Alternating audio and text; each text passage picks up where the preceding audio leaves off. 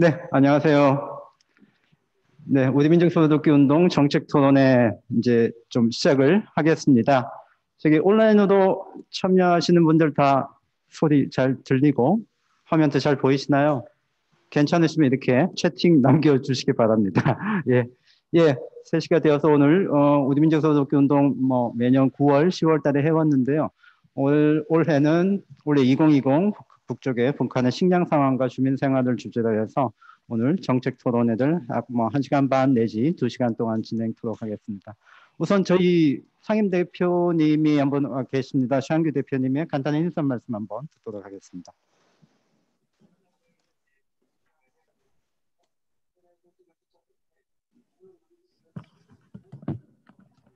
예, 참석자 여러분 안녕하십니까? 우리 민족 서로돕기 운동 상임 공동대표를 맡고 있는 최한규입니다. 우선 아주 수상하고 참 여러 가지로 어려운 시기인데 이렇게 저희 우리 민족 서로돕기 운동이 주최하는 정책 토론회에 참여해 주신 사회자, 발표자, 토론자 선생님들께 우리 민족 서로돕기 운동을 대표해서 감사의 말씀을 드립니다. 워낙 상황이라 사실 드릴 말씀이 없는 것 같습니다. 오늘 특히 또 아주 정말 한동안 남북 관계를 정말 되돌릴 수 없는 기막힌 사건이 벌어져 가지고 이 충격은 아마 당분간 그 누구라도 감당할 수 없을 만큼 큰 특히 정서적으로 엄청난 충격을 줄 수밖에 없는 사건이라고 봅니다. 남북관계 상당 기간 동안 어려워지리라고 봅니다. 오늘 주제가 북한의 식량 상황과 주민 생활인데 최근에 흔히 얘기하는 삼재, 식량난, 제재난, 코로나, 그다음 수해, 수재. 그래서 상당히 북한이 고난의 행군 이래 가장 어려운 상황에 직면했다고 하는데 고난의 행군 시절보다는 훨씬 그래도 조건은 나은 것 같습니다. 중국이라는 뒷배가 그때와는 좀 다른 입장에 있기 때문에 북한으로서는 그래도 이 난국을 지도자를 중심으로 해서 주체적으로 타개해 나가는 것으로 아마 자기네들의 여러 가지 정권의 정체성이라든가 지도자의 리더십의 확립이라든가 이런 문제를 다시 쇄신시키는 하나의 절호의 기회로 삼고 있지 않은가 그런 생각도 듭니다. 어쨌든 그런 여러 가지 상황에서 지금 남북관계에는 거의 숨을 쉴 수 있는 틈이 보이지 않는 그런 형국인 것 같습니다. 오늘 이 토론의 자리가 이런 어려운 문제들을 그래도 조금씩 타개해 나가는 하나의 방법들을 모색해가는 그런 유의미한 자리가 되기를 기대하면서 간단하게 제 인사 말씀 마치도록 하겠습니다. 다시 한번 여러분 모두께 감사의 말씀드립니다. 고맙습니다. 네, 바로 토론회 시작하도록 하겠습니다. 오늘 토론회 사회는 숭실대학교의 이정철 교수님께서 맡아주시겠습니다. 예, 마이크 받아주시고. 네, 숭실대 정외과 이정철입니다.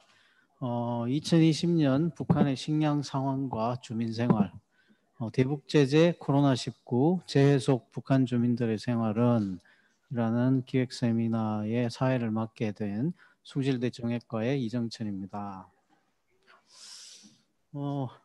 오늘 발표는 김영훈 박사님하고요, 이종민 박사님 두 분께서 북한의 농업 전망과 북한의 주민 생활 두 가지 주제를 가지고 발표를 주시겠습니다. 북한의 코로나 방역 태세가 중국식 격리식 방역이다라고 생각을 합니다만 그럼에도 불구하고 저희가 보기에는 이해되지 않는 부분들도 굉장히 많은 것 같습니다. 북한이 생각보다 대외 의존적인 경제 체제다라는 주장도 그동안 있어 왔고요.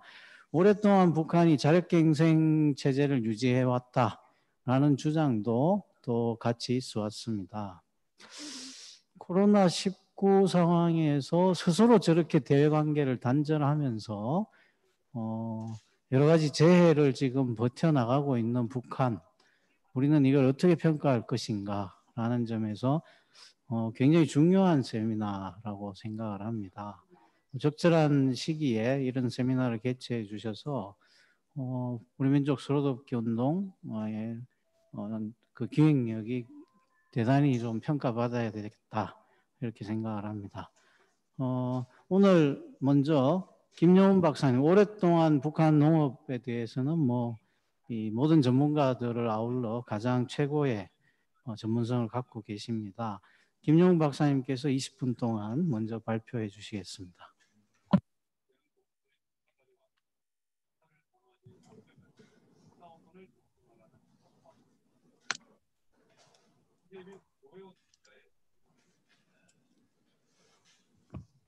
예, 안녕하세요. 예, 김용훈입니다.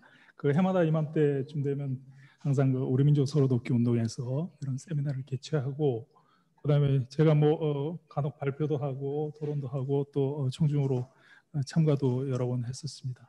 아무튼 이런 토론회를 항상 개최해 주셔서 북한 연구하는 연구자로서 항상 감사한 마음을 가지고 있습니다. 오늘 제가 발표드릴 내용은 코로나19, 그다음에 기상재해, 그게 올해 터진 북한 농업에 터진 이슈였었죠. 그래서 그것이 올해 북한의 식량 수급, 그다음에 농업에 어떤 영향을 미칠 것인가, 거기에 대해서 팩트를 중심으로 한번 같이 생각을 하는 자리를 갖고자 합니다. 우선 그 코로나19가 그 팬데믹 현상 때문에 여러 나라가 지금 선진국이나 후진국이나 개발도상국 어떤 국가들을 막론하고 지금 다 고생을 하고 있는 중입니다. 우선 코로나19가 만연됨에 따라서 공중보건 문제가 터졌죠. 사람의 생명, 건강과 관련된. 그 이외에 또 국민들의 생계와 지역 경제를 위험에 빠뜨리는 그러한 현상을 지금 초래하고 있습니다. 경제 쪽으로만 볼 것 같으면 코로나19 때문에 생긴 경제 문제가 우선 이동 제한, 사람들이 마음대로 이동을 못하게 제한함에 따라서 경제 활동이 다 제한이 되게 돼 있죠. 그 다음에 이제 경제 활동이 제한됨에 따라서 식료품 공급 사슬에 문제가 야기되고 있습니다. 자연히 유통이 잘 안 되니까 시장의 가격, 그러니까 소비지 시장이 주로 소비 시장의 가격 상승을 초래하고 있고, 그 다음에 이제 한편으로는 일자리가 감소하고 소득이 감소하죠. 농민으로 치면 농민의 소득 감소는 현재 아니면 미래의 농자재 구매력 감소로 이어지고요. 그 다음에 이 농자재 구매력 감소를 이어진다면 농자재가 투입되는 것을 막기 때문에 농산물 생산이 곧 감소가 될 겁니다. 그럼 올해 농산물 생산, 내년에 농산물 생산이 영향을 받는데, 이러한 그 코로나 팬데믹 과정에서의 부정적인 효과가 선진국보다는 후진국, 개발도상국에서 훨씬 더 잘 나타나고 있고, 그 다음에 또 어떤 나라는 막론하고 취약계층, 또 저소득계층, 단기 고용 노동자, 영세자영업자, 영세소농에 또 집중돼서 나타나고 있습니다. 지금 FAO에서도 UN에서도 발표를 하고 있는데, 지금 총 34개 국가들이 지금 코로나19 현상에 따라서 지금 어려운 일을 겪고 있는 나라들에 있고, 주로 이제 아프리카, 서아시아, 남아시아, 그 다음에 동북아시아에서는 북한이 또 거기에 34개국에 지금 포함되어 있는 실정입니다.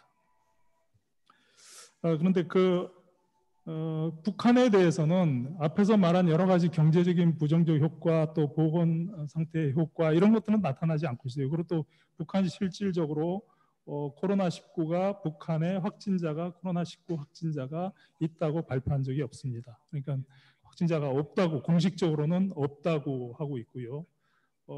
그리고 또 이제 물론 이제 없다고 하지만 국경을 봉쇄한 바람에 경제적으로는 굉장히 힘들 텐데 거기에 대해서도 뚜렷하게 발표하지 않고 있어요. 그래서 앞에서 거론한 여러 가지 부정적 효과가 북한 안에서는 어떻게 일어나고 있는지 거기에 대해서는 우리가 자세한 내용은 잘 모릅니다. 그런데 이제 확인할 수 있는 방법은 지금 현재로는 팩트가 그 교역에 있습니다. 교역, 수입, 수출. 그 중에서도 우리가 농업부문, 식량부문에서 관심을 가진다면 결국은 식량이 여러 곡물로 이루어졌죠. 곡물의 대중 수입, 그 다음에 농업에 영향을 미치는 팩트로서는 비료, 화학비료의 수입인데 화학비료가 지금 중국으로부터 얼마나 수입되고 있느냐. 이 두 가지를 가지고 북한의 식량 농업 부문에 어떤 영향을 미치냐 그것을 한번 살펴볼 수가 있습니다. 우선 식량 공급에 대한 코로나19의 영향을 살펴보도록 하죠. 식량 공급 당장 이제 식량 공급에서 중요한 것은 북한의 작년도 생산이고 올해 봄작물의 생산입니다. 그것이 가장 중요하고 그것이 이제 작년 추곡이 재고로 남아 있다가 올해 주민들이 소비를 하게 되고 그 다음에 이제 올해 봄작물 그러니까 봄작물이 주로 이제 5월 초부터 6월 말까지 수확이 되는 보리가 있고 또 감자가 있거든요. 이런 것들이 어떻게 공급되느냐 그것이 가장 1차적으로 중요하지만 이미 작년의 추곡 수확에 대해서는 우리가 정보를 가지고 있지만 올해 봄작물에 대해서는 정보를 가지고 있지 않습니다. 그리고 이제 그 다음으로 중요한 것이 모자란 그 곡물을 외국으로부터 수입을 하는데 얼마나 하느냐 그것이 굉장히 중요합니다. 과거에 수입을 보면 중국으로부터 곡물 수입을 보면 2015년도, 2016년도 쭉 해갖고 2019년도까지 꽤 늘어났어요. 물론 이제 국내 생산량이 좀 줄어들어서 그것을 보충하기 위해서 보완하기 위해서 수입도 늘어난 것도 있지만 이 수입을 늘어난 과정을 보면은 2016년도에 그 대북 제재가 굉장히 강화된 이후에 다른 수입, 그러니까 대중 수입의 일반 산업 부분, 일반 물자들의 대중 수입은 그때부터 줄어들기 시작했는데 곡물에 있어서는 줄어들지는 않았어요. 계속 늘어났어요. 그러니까 그 대북 제재로부터 영향을 받은 건 없습니다. 곡물 수입이. 그런데 코로나19는 이제 2019년과 2020년 사이인데 이때 이제 차이가 굉장히 크게 벌어지죠.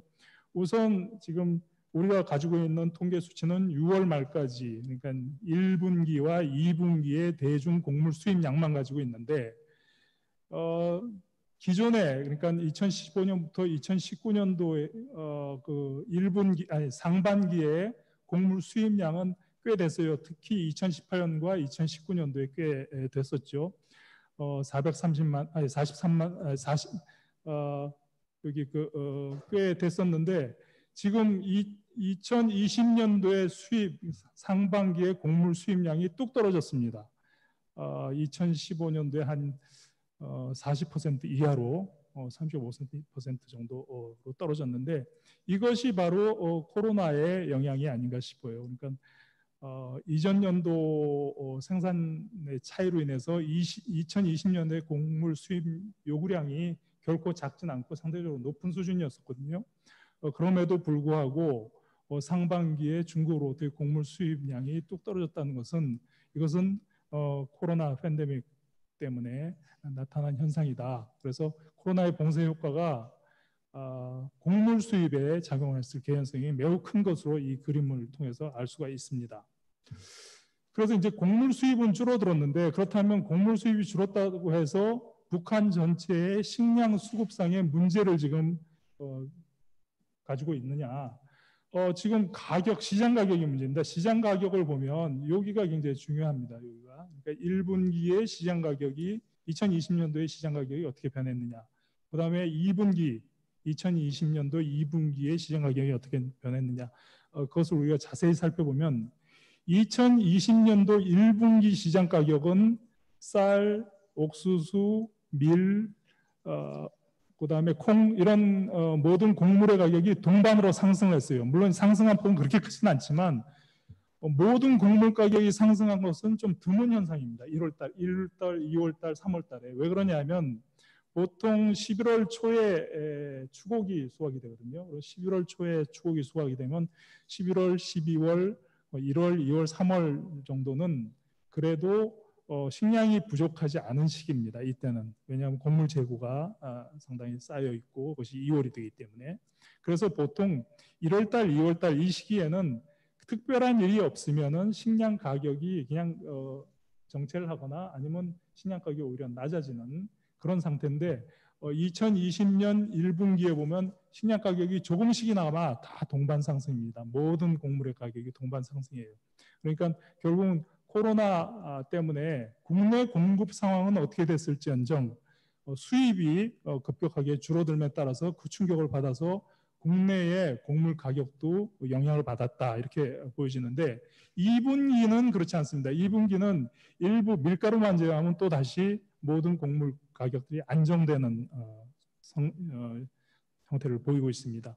이것은 바로 충격은 있어서 그 충격이 시장을 약간 자극해서 가격은 올랐지만 그 이후에는 다시 원상태로 돌아왔다 이걸 의미합니다. 그러니까 왜 그러느냐 보면은 식량 총공급에서 북한의 식량 총공급에서 수입분이 차지하는 비중은 6% 내외입니다. 그러니까 큰 비중이 아니에요. 6%에서 좀 줄어들었으니까 훨씬 작은 포션이 시장 가격에 영향을 미치겠죠. 그러니까 가격이 안정될 수 있고요. 또 우리가 가격이 2분기에 안정될 수 있는 요소를 찾자면은 일단은 국내 생산에 자극을 줬다가 코로나 팬데믹 그러니까 그 봉쇄가 그 다음에 시장이 또 적응을 하는 단계에 접어들었다 이렇게 또 판단이 됩니다. 그리고 이제 나머지 가능성 하나는 아무래도 위기 상황이니까 북한 당국, 국가가 시장에 개입하는 그런 것도 우리가 배제할 수 없습니다. 그러니까 당국이 시장의 통제를 가해서 식량 가격, 곡물 가격에 오르는 것을 막는 통제를 할 수 있는 가능성도 있습니다.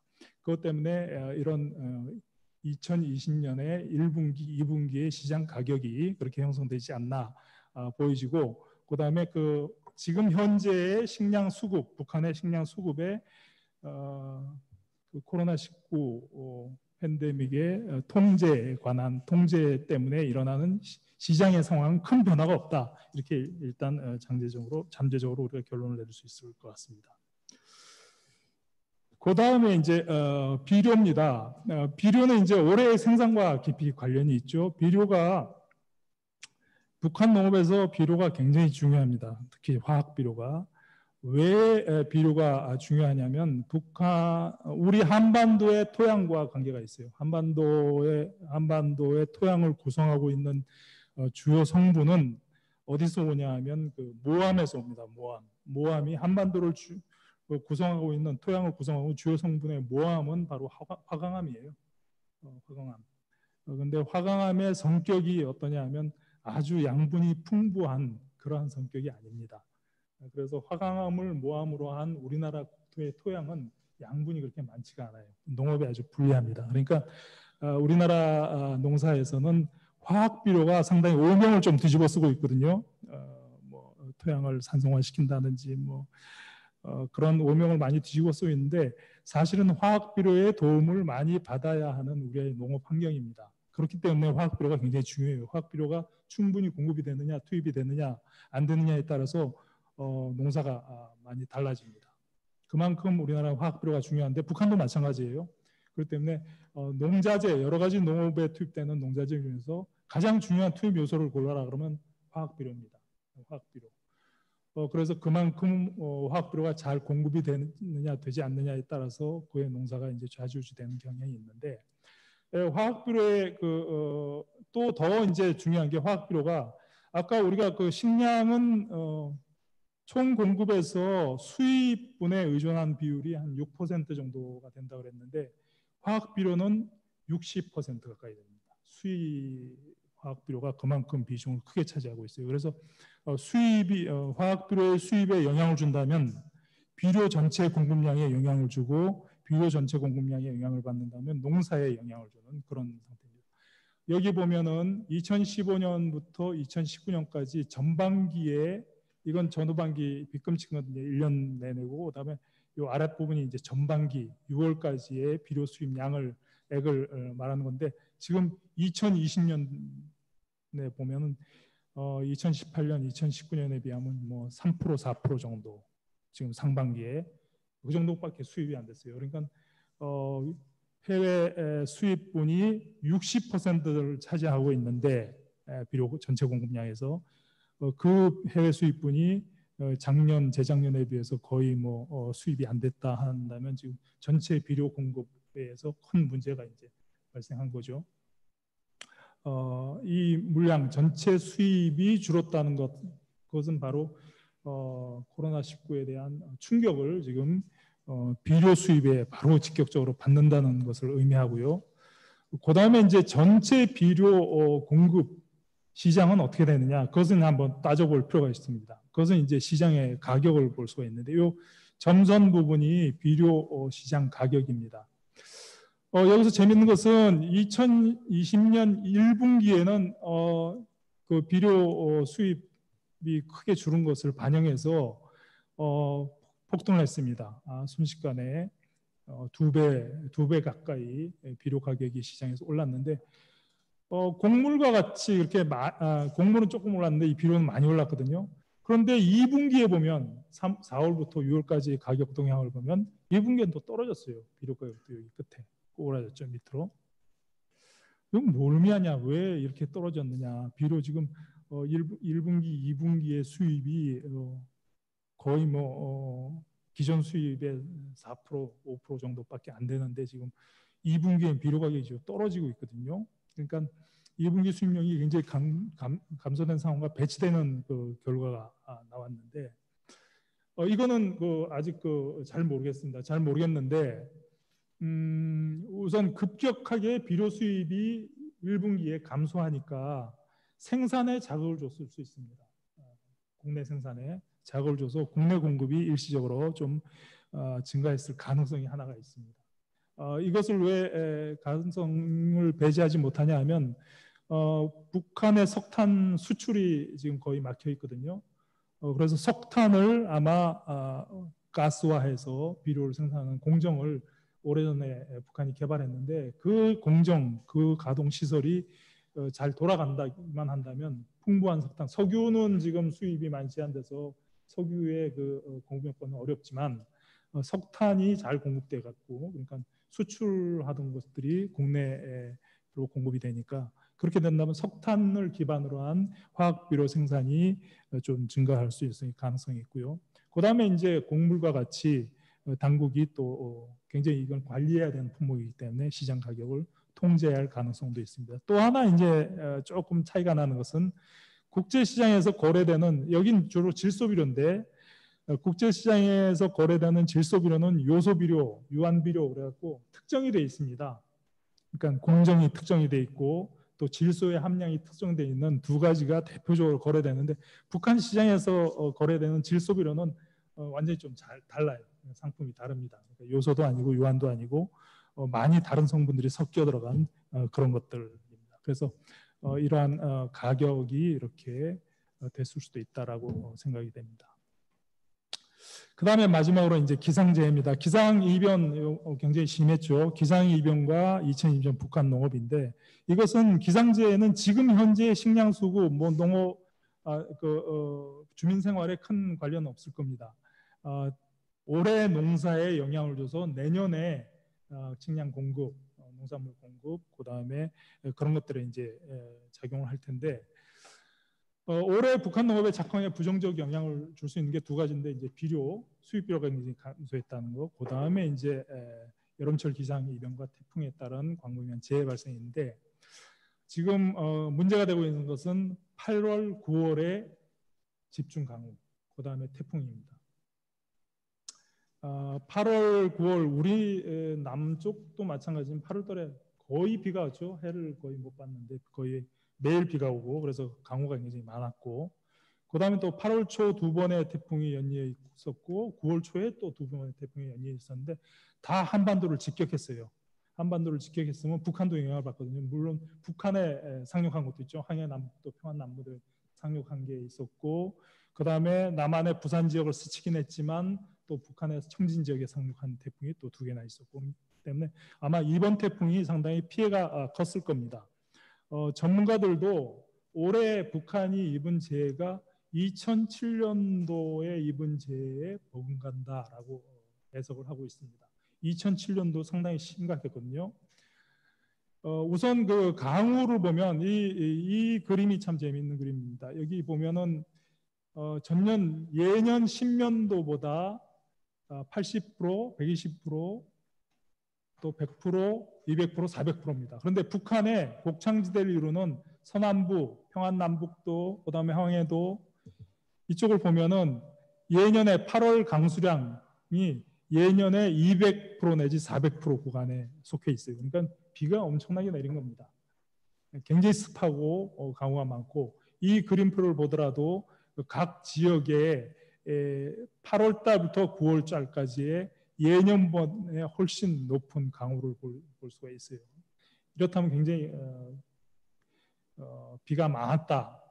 여기에 이제 태풍으로 인한 폭풍 피해까지 있죠. 그러니까 이 그림만 보더라도 얼마나 이번에 비 피해가 또 수해 피해가 많을 것인가 이게 짐작이 됩니다.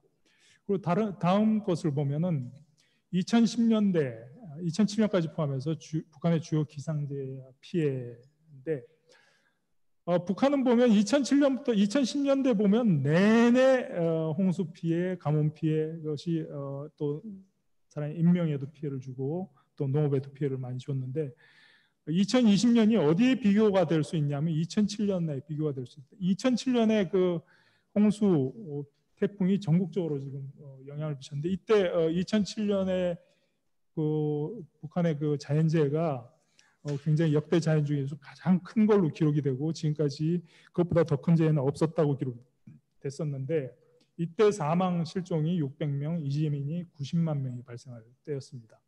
그런데 순수하게 기상적인 측면으로 본다면 2020년대 올해의 8, 9월 달에 기상재해가 2007년도의 기상재해의 규모에 비해서 결코 적지 않다고 기상학자들은 말을 하고 있습니다.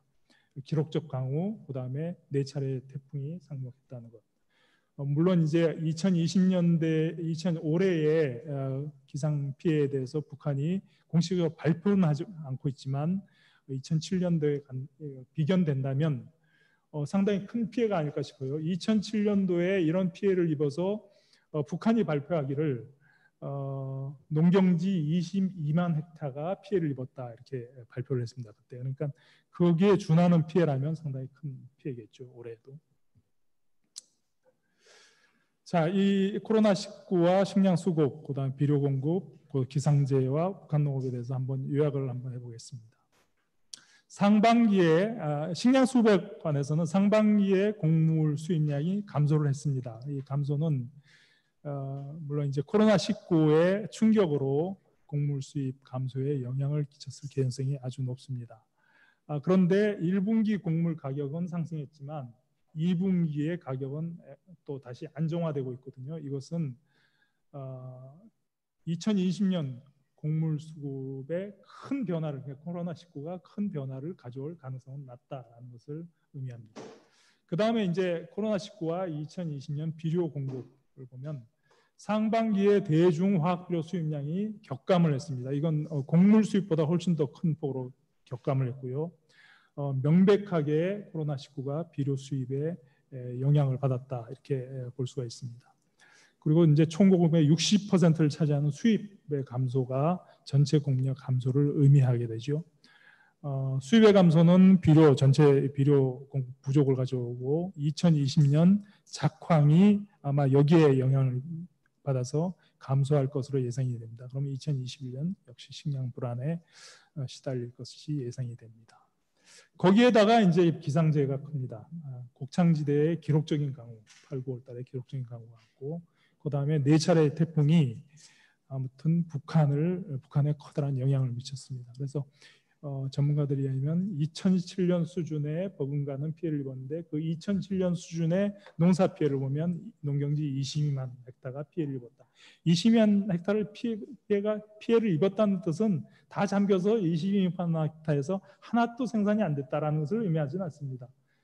보면 뭐 완전히 잠겨서 하나도 생산이 안 된 것도 있고, 좀 잠겼다가 해제가 됐는데 조금 피해를 본 것도 있고 그렇죠. 그러니까 어쨌든 농경지에 22만 헥타 피해를 입었다. 그럼 올해도 우리가 예상할 수가 있습니다. 2007년 수준의 버금가는 피해를 자연재해 피해를 입은 데다가 거기다가 또 비료까지 공급에 크게 영향을 받았으니까 2007년 이상의 작황 손실이 오지 않을까 이렇게 저희가 간단하게 팩트에 근거해서 전망을 해볼 수 있습니다. 예, 이상 발표를 마치겠습니다. 네. 김영훈 박사님 발표 잘 들었습니다. 2020년은 어쨌든 큰 곡물 수급의 변화는 없을 거지만 2021년도에 불안이 예상된다. 뭐 이렇게 요약드릴 수 있을 것 같습니다. 일단 비료나 식량의 수입량과 국내 가격을 추론해서 그것을 측정해서 간접평가하는 방식을 던져주셨고요. 어쨌든 내년도 북한의 북한 주민들의 생활에 대한 고민이 많이 들게 하는 그런 분석이라고 생각이 됩니다. 다음은 이어서 이제 우리 이종민 박사님께서 북한의 대외무역과 주민생활에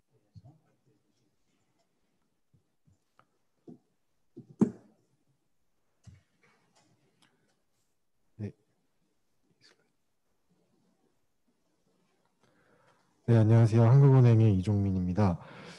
제가 발표할 주제는 북한의 대외무역과 주민생활 이렇게 이제 타이틀이 이렇게 되어 있는데요. 사실은 이것은 이제 요청받은 제목을 그대로 적은 것이고, 제가 사실은 이 토론회의 방점이 사실은 주민생활에 있다고 생각이 되는데, 죄송하게도 제가 주민생활이 어떻게 될지 어떤 영향을 미칠지 이런 것에 대해서는 저도 잘 모르기 때문에 이 앞부분에 북한의 대외 무역에 좀 저는 방점을 맞추어서 발표를 하도록 하겠습니다. 저도 김영훈 박사님께서 발표하신 것과 마찬가지로 어떤 2020년 그리고 그 전에 이제 제재 국면에서 2017년에서 19년 북한의 대외 무역에 드러난 통계로 드러난 그런 사실들을 중심으로 해서 좀 말씀을 드리도록 하겠습니다. 먼저 저의 발표는 이런 순서로 진행이 되겠는데요. 먼저는 이제 북한의 대외무역의 개요에 대해서 약간의 배경 설명 차원에서 좀 말씀을 드리고, 그리고 2017년에서 19년 이제 대북 제재가 강화된 것이 2016년 말 보통 이렇게 보는데, 그래서 본격적으로 제재의 효과가 나타나기 시작한 2017년부터 작년 2019년까지 어떻게 북한의 대외무역이 변화했는지를 설명을 드린 뒤에, 그리고 이제 올해 상황 코로나19로 인해서 또 북한의 대외무역이 올해 상반기에 어떻게 변화했는지, 그리고 이 제재의 효과와 코로나19의 효과는 어떤 차이점이 있는지를 좀 말씀을 드리고, 마지막에 간단하게 이것이 주민생활과는 어떠한 관련을 가지고 있을지 간략하게 설명드리고 마치는 걸로 하겠습니다.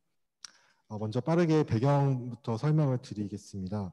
북한의 대외무역은 보시는 아래 두 가지 그림과 같이 2000년대 이후에 굉장히 대외무역 규모가 급증하게 되었고요. 그리고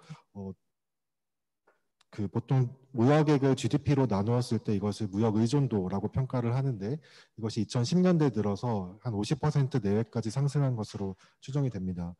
2015년에 세계 평균이 58%의 무역 의존도고요.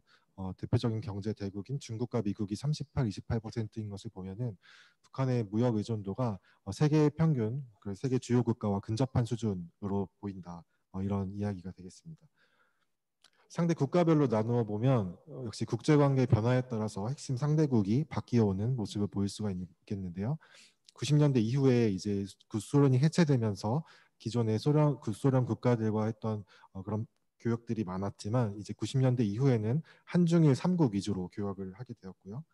그리고 잘 아시다시피 일본과 남한은 대북 독자 제재를 통해서 대북 무역을 중단하게 됩니다. 그래서 그 이후에는 중국의 비중이 절대적이라고 할 수 있겠고요. 2016년 이후로는 거의 90% 이상이 대중국 무역이 되겠습니다. 북한의 주요 수출 품목은 주로 1차 산품 또는 낮은 단계의 가공품이라고 할 수가 있겠는데요. 특히 이제 2000년대 말부터 중국의 이제 철강이라든지 발전과 관련해서 원자재 수요가 증가하고 그리고 국제 광물 가격이 급증하게 되면서 이 무연탄 수출이 굉장히 중요해졌습니다. 거의 무연탄이 매년 10억 달러의 수출을 기록할 정도로 굉장히 높은 그 비중을 차지하는 수출 품목이 되었고요. 말씀드렸듯이 1차 상품 위주의 또는 낮은 단계 가공품 위주의 수출을 하고 있기 때문에 이것을 구조적으로 요약해서 살펴보면 어떤 그 인적 자본 또는 물적 자본의 축적이 크게 필요하지 않은, 즉 자본 집약도가 낮은 방향으로 구조적인 변화가 2000년대 중반 이후에 진행이 되고 있다는 것을 볼 수가 있겠습니다.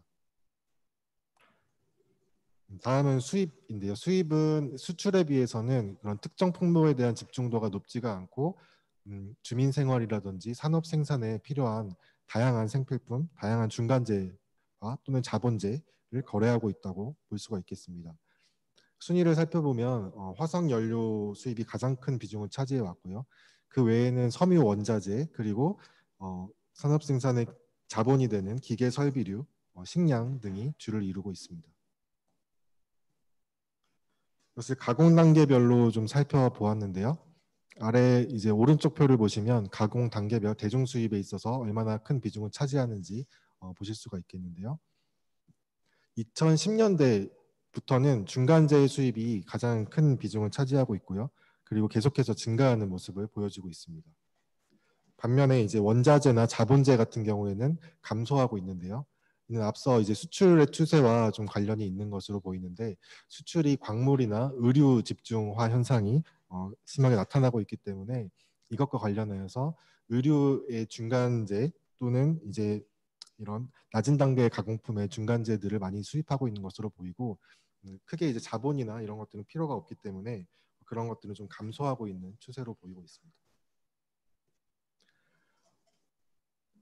다음으로 이제 대북 제재 하에서 북한의 무역이 어떻게 변화했는지를 좀 설명을 드리겠습니다.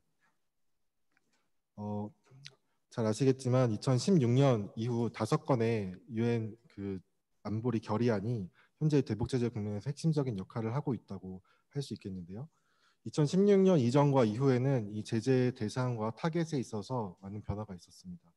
2016년 이전까지는 이 대북 제재가 대량 살상 무기의 개발과 관련된 제재, 즉 스마트 제재라고 하는 그런 타겟을 맞추어서 하는 그런 제재라고 한다면 2016년 이후에는 이것이 경제활동, 대외경제활동 전반에 대한 포괄적인 제재로 확대가 되어서 무역에 있어서 특정 품목, 여러 품목을 금지한다든지 아니면 해외 파견 노동에 대해서 금지 조치를 취한다든지 하는 그런 방식으로 포괄적 제재로 2016년 이후에 확대된 모습을 볼 수가 있겠습니다. 그래서 현재는 이제 23975가 마지막 거의 그 마지막 대북 제재 결의안이라고 할 수가 있겠는데요. 지금 이제 이것들이 누적된 상태에서 다 이런 제재안들이 누적이 되었고 그리고 무역에 있어서는 거의 이제 북한의 주요 수출 품목들이라고 할 수 있는 석탄, 철광석 같은 것들 그리고 수산물, 섬유 제품이 다 금지가 되어 있는 상태이고 수입 품목 중에서도 기계 설비류 이런 것들은 전부 금수 조치가 되어 있는 상태입니다. 그래서 이 대북 제재의 효과를 살펴보면 2019년 기준으로 총 무역액이 32.4억 달러로 나타나 있는데요.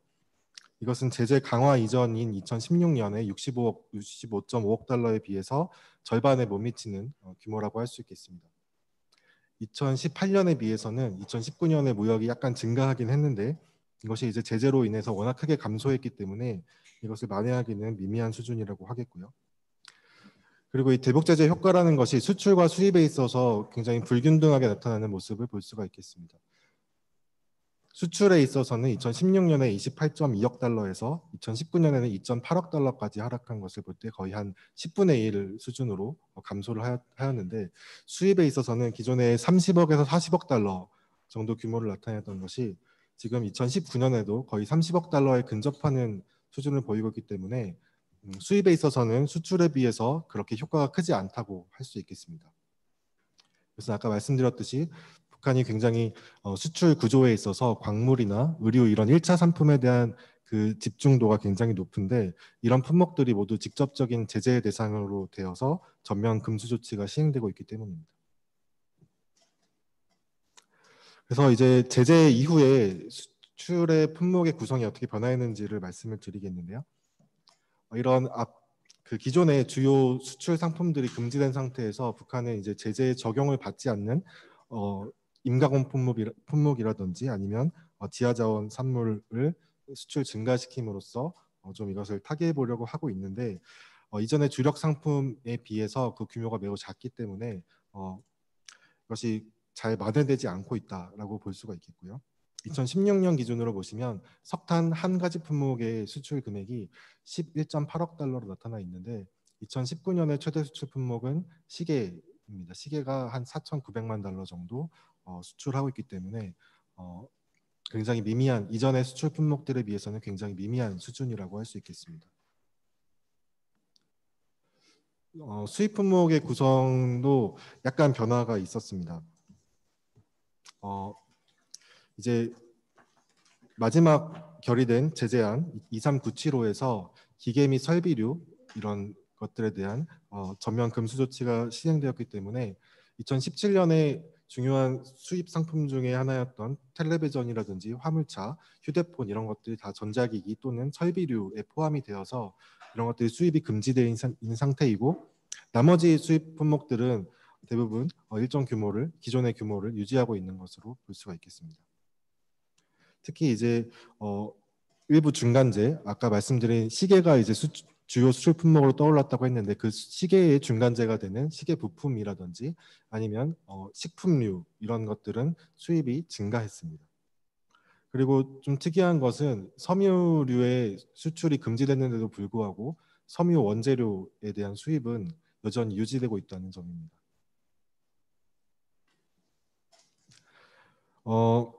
이제 문제는 이렇게 수출과 수입에 있어서 제재가 불균형한 영향을 미치면서 외화 수급 상태가 굉장히 악화되었다는 것인데요. 이 북한이 2000년대 이후로 만성적인 무역 적자 상태로 나타나 있는데 2000년에서 2016년 제재 강화 이전까지는 연평균 10.1억 달러 정도의 무역 적자를 발생시키고 있었습니다.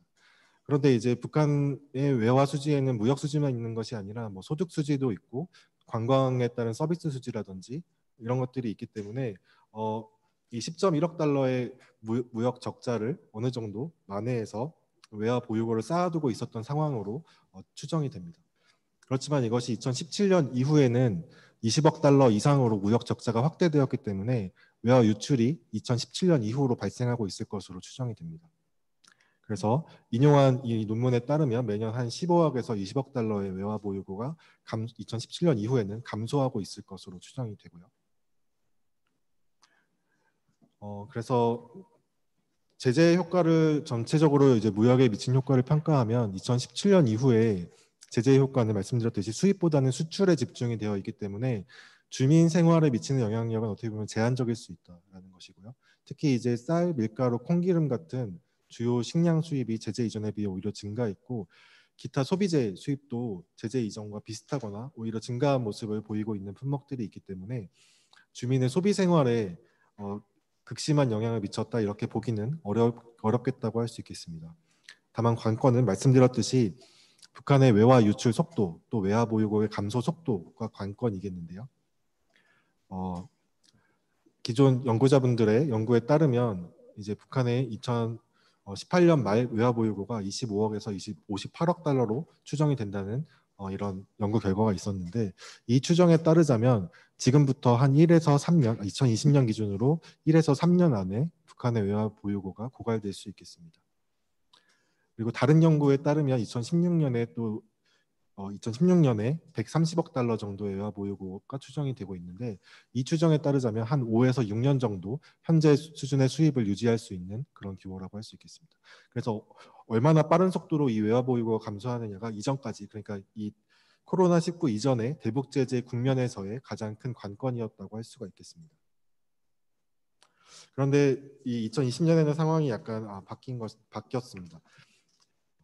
아시다시피 이제 2020년 1월 말에 코로나19 차단을 위해서 북한이 국가 비상 방역 체계를 선포하면서 거의 국경 폐쇄에 준하는 구체적인 방역 조치를 실시를 했는데요.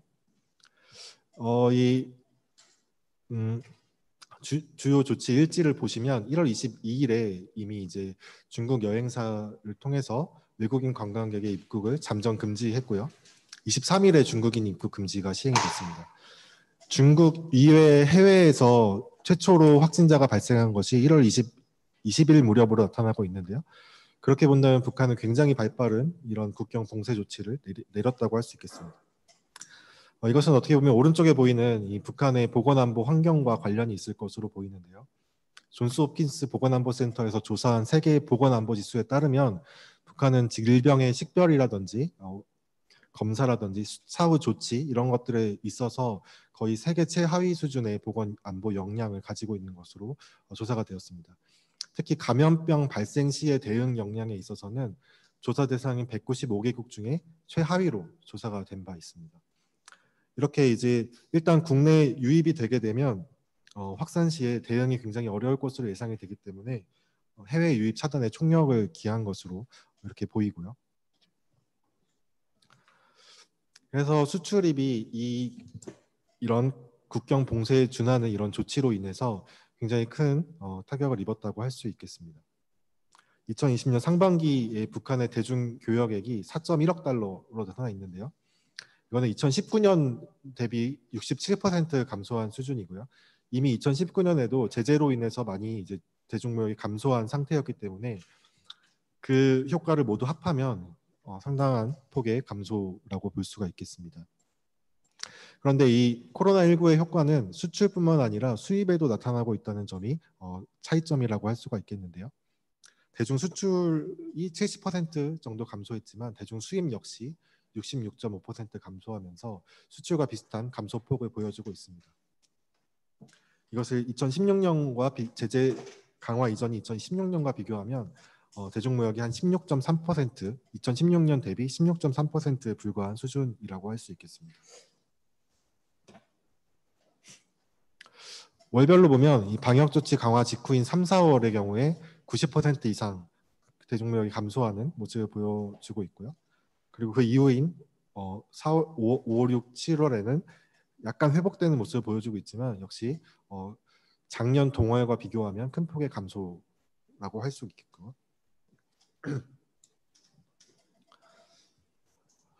수입 품목별로 살펴보면 특히 중간재 수입이 큰 폭으로 감소했다는 것을 볼 수 있겠습니다.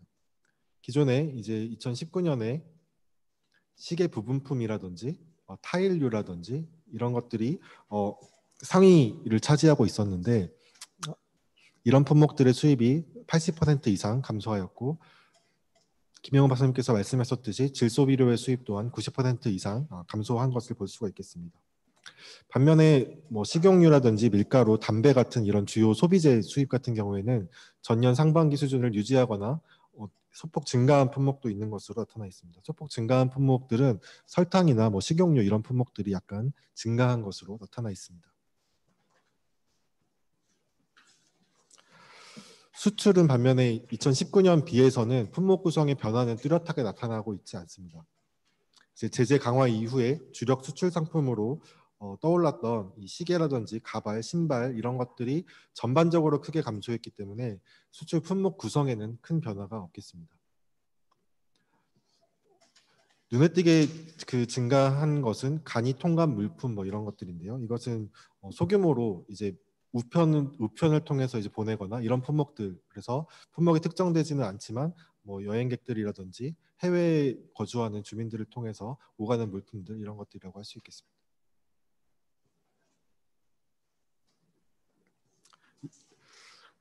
앞서 말씀드린 대로 이제 제재 효과에서 가장 관건은 외화 수지라고 할 수가 있겠는데요. 이 코로나 국면에서 외화 수지는 상당히 완화되었습니다. 무역 수지 적자는 상당히 완화되었습니다. 그래서 전년 동기와 비교했을 때 3.5억 달러이기 때문에 한 3분의 1 수준으로 축소가 된 것으로 보이는데요. 하지만 외화 보유고 감소는 계속될 것으로 전망이 되는 것이 이게 무역 수지는 무역 수지 적자는 축소되었지만 이런 국경 차단 이런 것들로 인해서 외국인 관광이 전면 중지되었고요. 그래서 서비스 수지가 악화될 것으로 보이고 해외 파견 노동자들의 국내 송금 같은 것도 어려워질 것으로 보입니다. 그래서 소득 수지 또한 악화될 것으로 보입니다. 그래서 무역 수지는 약간 적자가 축소되겠지만 소득 수지와 서비스 수지의 악화로 외화 유출은 계속될 것으로 전망된다라는 것입니다. 그리고 기존에 이제 통계에 잘 드러나지 않는 밀무역 같은 경우에 대북 제재에도 불구하고 상당한 규모로 밀무역이 있을 것이라고 추정이 되었는데 이 코로나19로 인한 셀프 봉쇄 상황에서는 밀무역 또한 통제를 하지 않을 수 없었을 것으로 보입니다. 이제 다른 무역도 그런 보통 북한의 무역이 사람 간 접촉이 빈번하기도 하지만 특히 밀무역 같은 경우에는 사람 간의 접촉이 거의 필수적이라고 할 수 있겠고요. 그렇기 때문에 코로나19 국면에서 이 밀무역을 통제하고 있을 가능성이 높아 보입니다. 그래서 이런 밀수도 줄어들고 있기 때문에 이 외화 수지 측면에서 그렇게 좋아지지는 않았을 것이다 라고 생각이 되고요.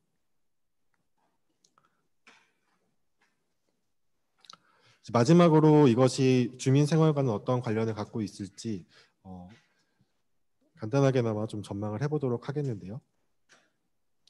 대외무역과 계층별 경제활동의 관계를 살펴보면 김정은이나 이제 관료층 같은 경우에는 무역에 수반되는 뇌물이 가장 중요한 요소가 되겠습니다. 2015년에 단종 지역에서 그 기업 설문조사한 그 책에 따르면 중국 기업이 북한과 무역을 할 때 거래 금액의 최대 7% 정도를 뇌물로 사용한다. 뇌물로 북한 당국에 지급한다라고 그렇게 조사가 되어 있는데요. 이렇게 봤을 때 이 무역을 통해서 무역에 수반되는 뇌물을 통해서 얻는 외화 소득이 김정은과 관료층에 있어서 굉장히 중요한 소득원이었을 것이다라고 추정이 되고요. 반면에 일반 주민들 같은 경우에는 이런 공식적인 무역에 참여하는 것은 제한이 되어 있기 때문에 밀수에 참여를 한다든지 아니면 장마당에서 수입 재화를 거래하는 식으로 무역과 관련을 가지고 있겠습니다. 2011년에 조사한 설문조사에 따르면 북한 장마당에서 판매되는 식량의 50%, 소비재의 70% 정도가 중국에서 수입된 것으로 조사가 되고 있고요. 보다 최근의 조사에 따르면 개인 사업을 했던 북한에 있을 때 개인 사업을 했던 북한 이탈 주민 중 4분의 1 정도는 밀수를 통해서 사업 미천을 마련했다고 응답을 하고 있습니다. 그래서 일반 주민 같은 경우에는 이런 장마당 거래 또는 밀수가 굉장히 중요한 대외무역과의 관련성이라고 할 수 있겠습니다. 그래서 이제 주민 생활에 미친 영향을 전망해 보면 기존의 제재 국면에서는 말씀드렸듯이 수출에 주로 영향을 미치고 있었기 때문에 그리고 밀수는 좀 열려 있는 상태였기 때문에 주로 권력층의 외화 소득은 감소했을지언정 주민 생활에는 간접적인 영향을 미쳤을 것으로 예상이 되는데 이에 비해서 코로나19 국면에서는 무역 충격이 주민 생활에도 일정 영향을 미치고 있지 않을까 이렇게 조심스럽게 추정을 해봅니다. 말씀드렸던 것처럼 이제 제재의 효과와 달리 코로나19의 효과는 수입을 굉장히 크게 감소시켰기 때문에 장마당을 통한 소비에 직접적인 영향을 미치고 있을 가능성이 높고요. 그리고 말씀드렸듯이 밀수 같은 것들도 이제 통제가 강화되었을 가능성이 있기 때문에 이런 밀수에 참여해온 주민들은 사업 유지가 굉장히 어려울 것으로 전망이 됩니다. 그리고 이제 경제난이 심화되면서 이런 국가 차원의 노력 동원이라든지 충성 자금을 상납 독려한다든지 이런 주민들의 부담이 가중될 가능성이 있겠고요. 이런 것들과 이제 수해가 또 겹쳤기 때문에 올해 작황도 악영향이 전망이 됩니다. 그래서 종합적으로 본다면 제재 국면에 비해서는 아무래도 주민 생활에 미치는 영향이 커졌을 것이다. 이렇게 조심스럽게 추정이 되고요. 다만 아직까지는 주민들의 소비 수준이 그렇게 심각하게 악화되었다라고 단정하기는 좀 어렵지 않을까 이렇게 생각이 됩니다. 주요 수입 품목 중에서 주민 소비에 직결되는 소비재들 여기 이제 약간의 오류가 있는데요. 곡물 수입은 아까 그 김영은 박사님께서 발표하셨듯이 크게 감소하였고 식량 중에서 설탕이라든지 식용유 이런 품목들이 좀 유지되거나 증가한 품목들이 되겠습니다. 그래서 이런 식량 품목들, 식품류 또는 생필품, 담배라든지 또는 기타 이제 경공업 제품 이런 수입이 일정 수준을 유지하고 있기 때문에 주민들의 소비 수준이 이 코로나19로 인해서 심각한 타격이 있다라고 단정하기는 어렵지 않을까 싶습니다. 이 물가로 보더라도 그런 것들 볼 수가 있겠는데요. 주요 소비재 가격이 2월 들어서 일시적으로 약간 급증했다가 이후에 다시 하락하여 안정적인 모습을 보여주고 있습니다. 그래서 쌀 가격 같은 경우에는 2월에 28.2%, 옥수수 가격 같은 경우에는 14.1%, 2월에 1월에 비해서 2월에 이렇게 증가했다가 다시 이제 그 기존의 연말 또는 연초 1월 수준을 다시 나타내고 있겠고요. 연료 수입도 마찬가지의 동향을, 연료의 가격도 마찬가지의 동향을 보여주고 있습니다. 네, 그래서 제가 준비한 내용은 여기까지고요. 이제 토론자분들께서 많은 좋은 지혜를 나눠주시기 바랍니다. 네, 감사합니다. 네, 이종현 박사님 좋은 발표 감사드립니다. 일단 북한 주민 생활을 무역 수지 또 자본 수지, 서비스 수지 뭐 이런 걸 종합적으로 보셔서 추론해 주셨던 걸로 보입니다. 일단 이 박사님의 기본적인 평가는 북한 주민 생활 자체가 크게 악화되고 있지는 않은 것 같다. 지금까지는. 그리고 제재가 권력층의 영향을 많이 주는 식으로 디자인되어 있기 때문에 실제 그런 영향이 있었고, 근데 이제 이게 일반 주민들에게 지금부터 영향을 주고 있는 거 아니냐라는 제가 인상을 좀 받았습니다. 나중에 다시 한번 말씀 주실 걸로 보이고요. 어쨌든 북한의 시장은 공식과 비공식 이제 다 작동하고 있기 때문에 그 영역들을 우리가 어떻게 잘 찾아내고 분석하느냐가 상당히 중요할 것 같습니다. 아까 우리 김영훈 박사님 말씀이 2007년도 수해 말씀하셨어요. 제가 한번 그것만 환기하는 차원에서 말씀드리면 2007년이 저희가 노무현 대통령께서 정상회담 하셨을 때입니다. 근데 이제 그게 원래 14 정상회담이 된 건데요. 원래 8월에 하기로 했었죠. 근데 이제 그때 8월에 수해가 크게 나서 정상회담을 연기했습니다. 그래서 10월에 정상회담 했던 기억이 나는데요. 그때의 수해 상황이 얼마나 컸으면 정상회담을 연기했겠느냐 이런 그때의 상황이었고 지금 올해 수해가 그 정도에 비견된다. 지금 이렇게 말씀하셨던 게 제가 공유하고 싶어서 말씀드립니다. 세 분의 토론이 계신데요. 너무 좋은 발표드리고 또 좋은 토론이 될 거라고 기대합니다. 먼저 김광호 박사님 부탁드리겠습니다. 예, 안녕하십니까. 한국농어총무사 김광호입니다. 우리민족 서로돕기 운동에서 정책 토론회에 토론자로 초청해 주셔서 감사드리고요. 저는 좀 또 줌으로 또 보시는 분들이 있기 때문에 좀 발표 자료를 좀 준비를 했습니다. 그래서 화면 보시면서 제 토론을 하도록 하겠습니다. 우선 그 북한의 농업 정책을 좀 살펴보고요. 그 식량 상황과 주민 생활 그리고 올해 북한의 식량 사정을 전망하고 특히 이제 포스트 코로나의 남북 농업 협력 개발 방안에서 간단히 말씀을 좀 드리고자 합니다. 우선 북한의 농업 정책을 살펴보는 주요한 이유는 북한이 이러한 식량 상황을 타개하기 위해서 어떠한 정책을 피고 어떠한 사업을 하고 있는지를 저희가 주도 면밀하게 조사를 하는 것이 중요하고요.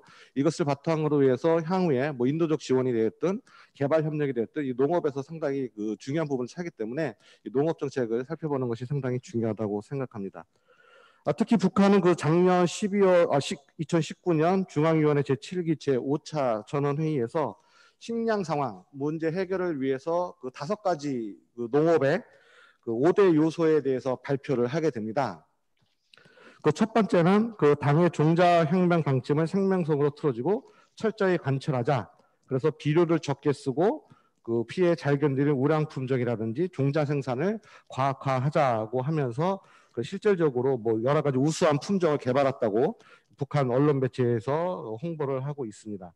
그리고 이 특히 이제 종자 같은 경우는 농업 생산성을 증가시키는 가장 기본적인 요소이기 때문에 북한에서 이 부분을 상당히 강조를 하셨고요.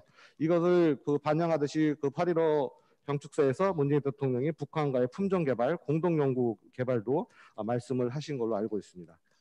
두 번째는 농사를 과학화, 숫자와 기계화하자는 거죠. 그래서 북한에서 주체 사상의 주체농법인 적기적작의 원칙을 하면서 비료와 농약과 같은 영농 제품을 개발을 하고 특히 그 영농 공정의 그 품종 배치와 비배 관리 그리고 토지 이용률 향상을 위한 농사에 대한 그 정책을 피고 있습니다.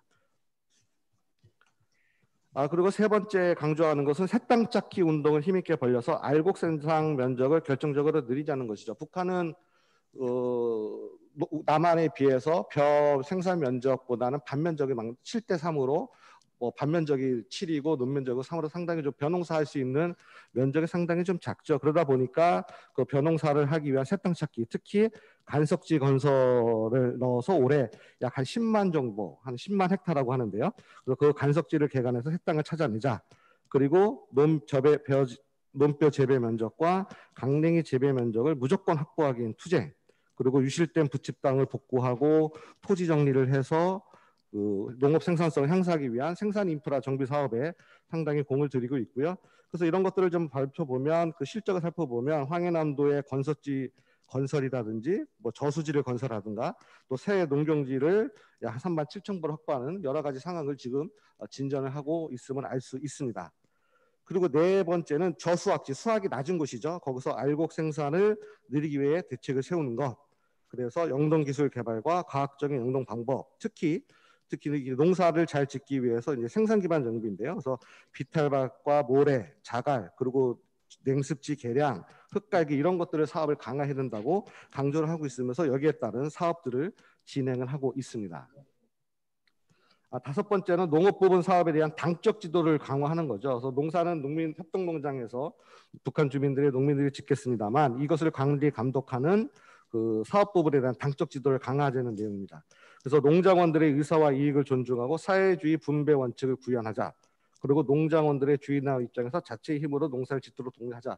이것은 아마도 그 협동 농장에서 농민들의 인센티브를 제고하기로서 노동 의욕을 좀 더 많이 생기게 하려는 정책 중에 하나라고 생각을 하고 있습니다.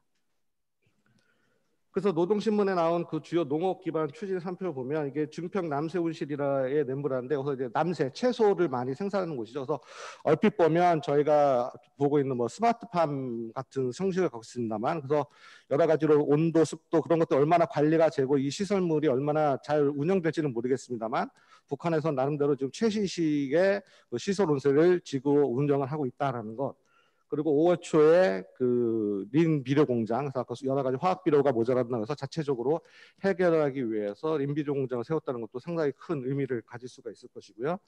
그다음에 그 북한의 농업 생산은 약간 그 양수장, 그러니까 원유, 유류를 많이 쓰는 시스템으로 되어 있는데 이런 것들이 좀 부족하다 보니까 이제 자연 흐름식 물길이라고 해서 중력차를 이용해서 이렇게 물이 흐르는 물길을 공사를 하고 있고요. 그리고 보시는 그림은 그 아까 새 땅 찾기와 같이 이렇게 바다를 막아서 간석지를 개량해서 이제 농경지를 확보하기 위한 작업들을 진행을 하고 있습니다.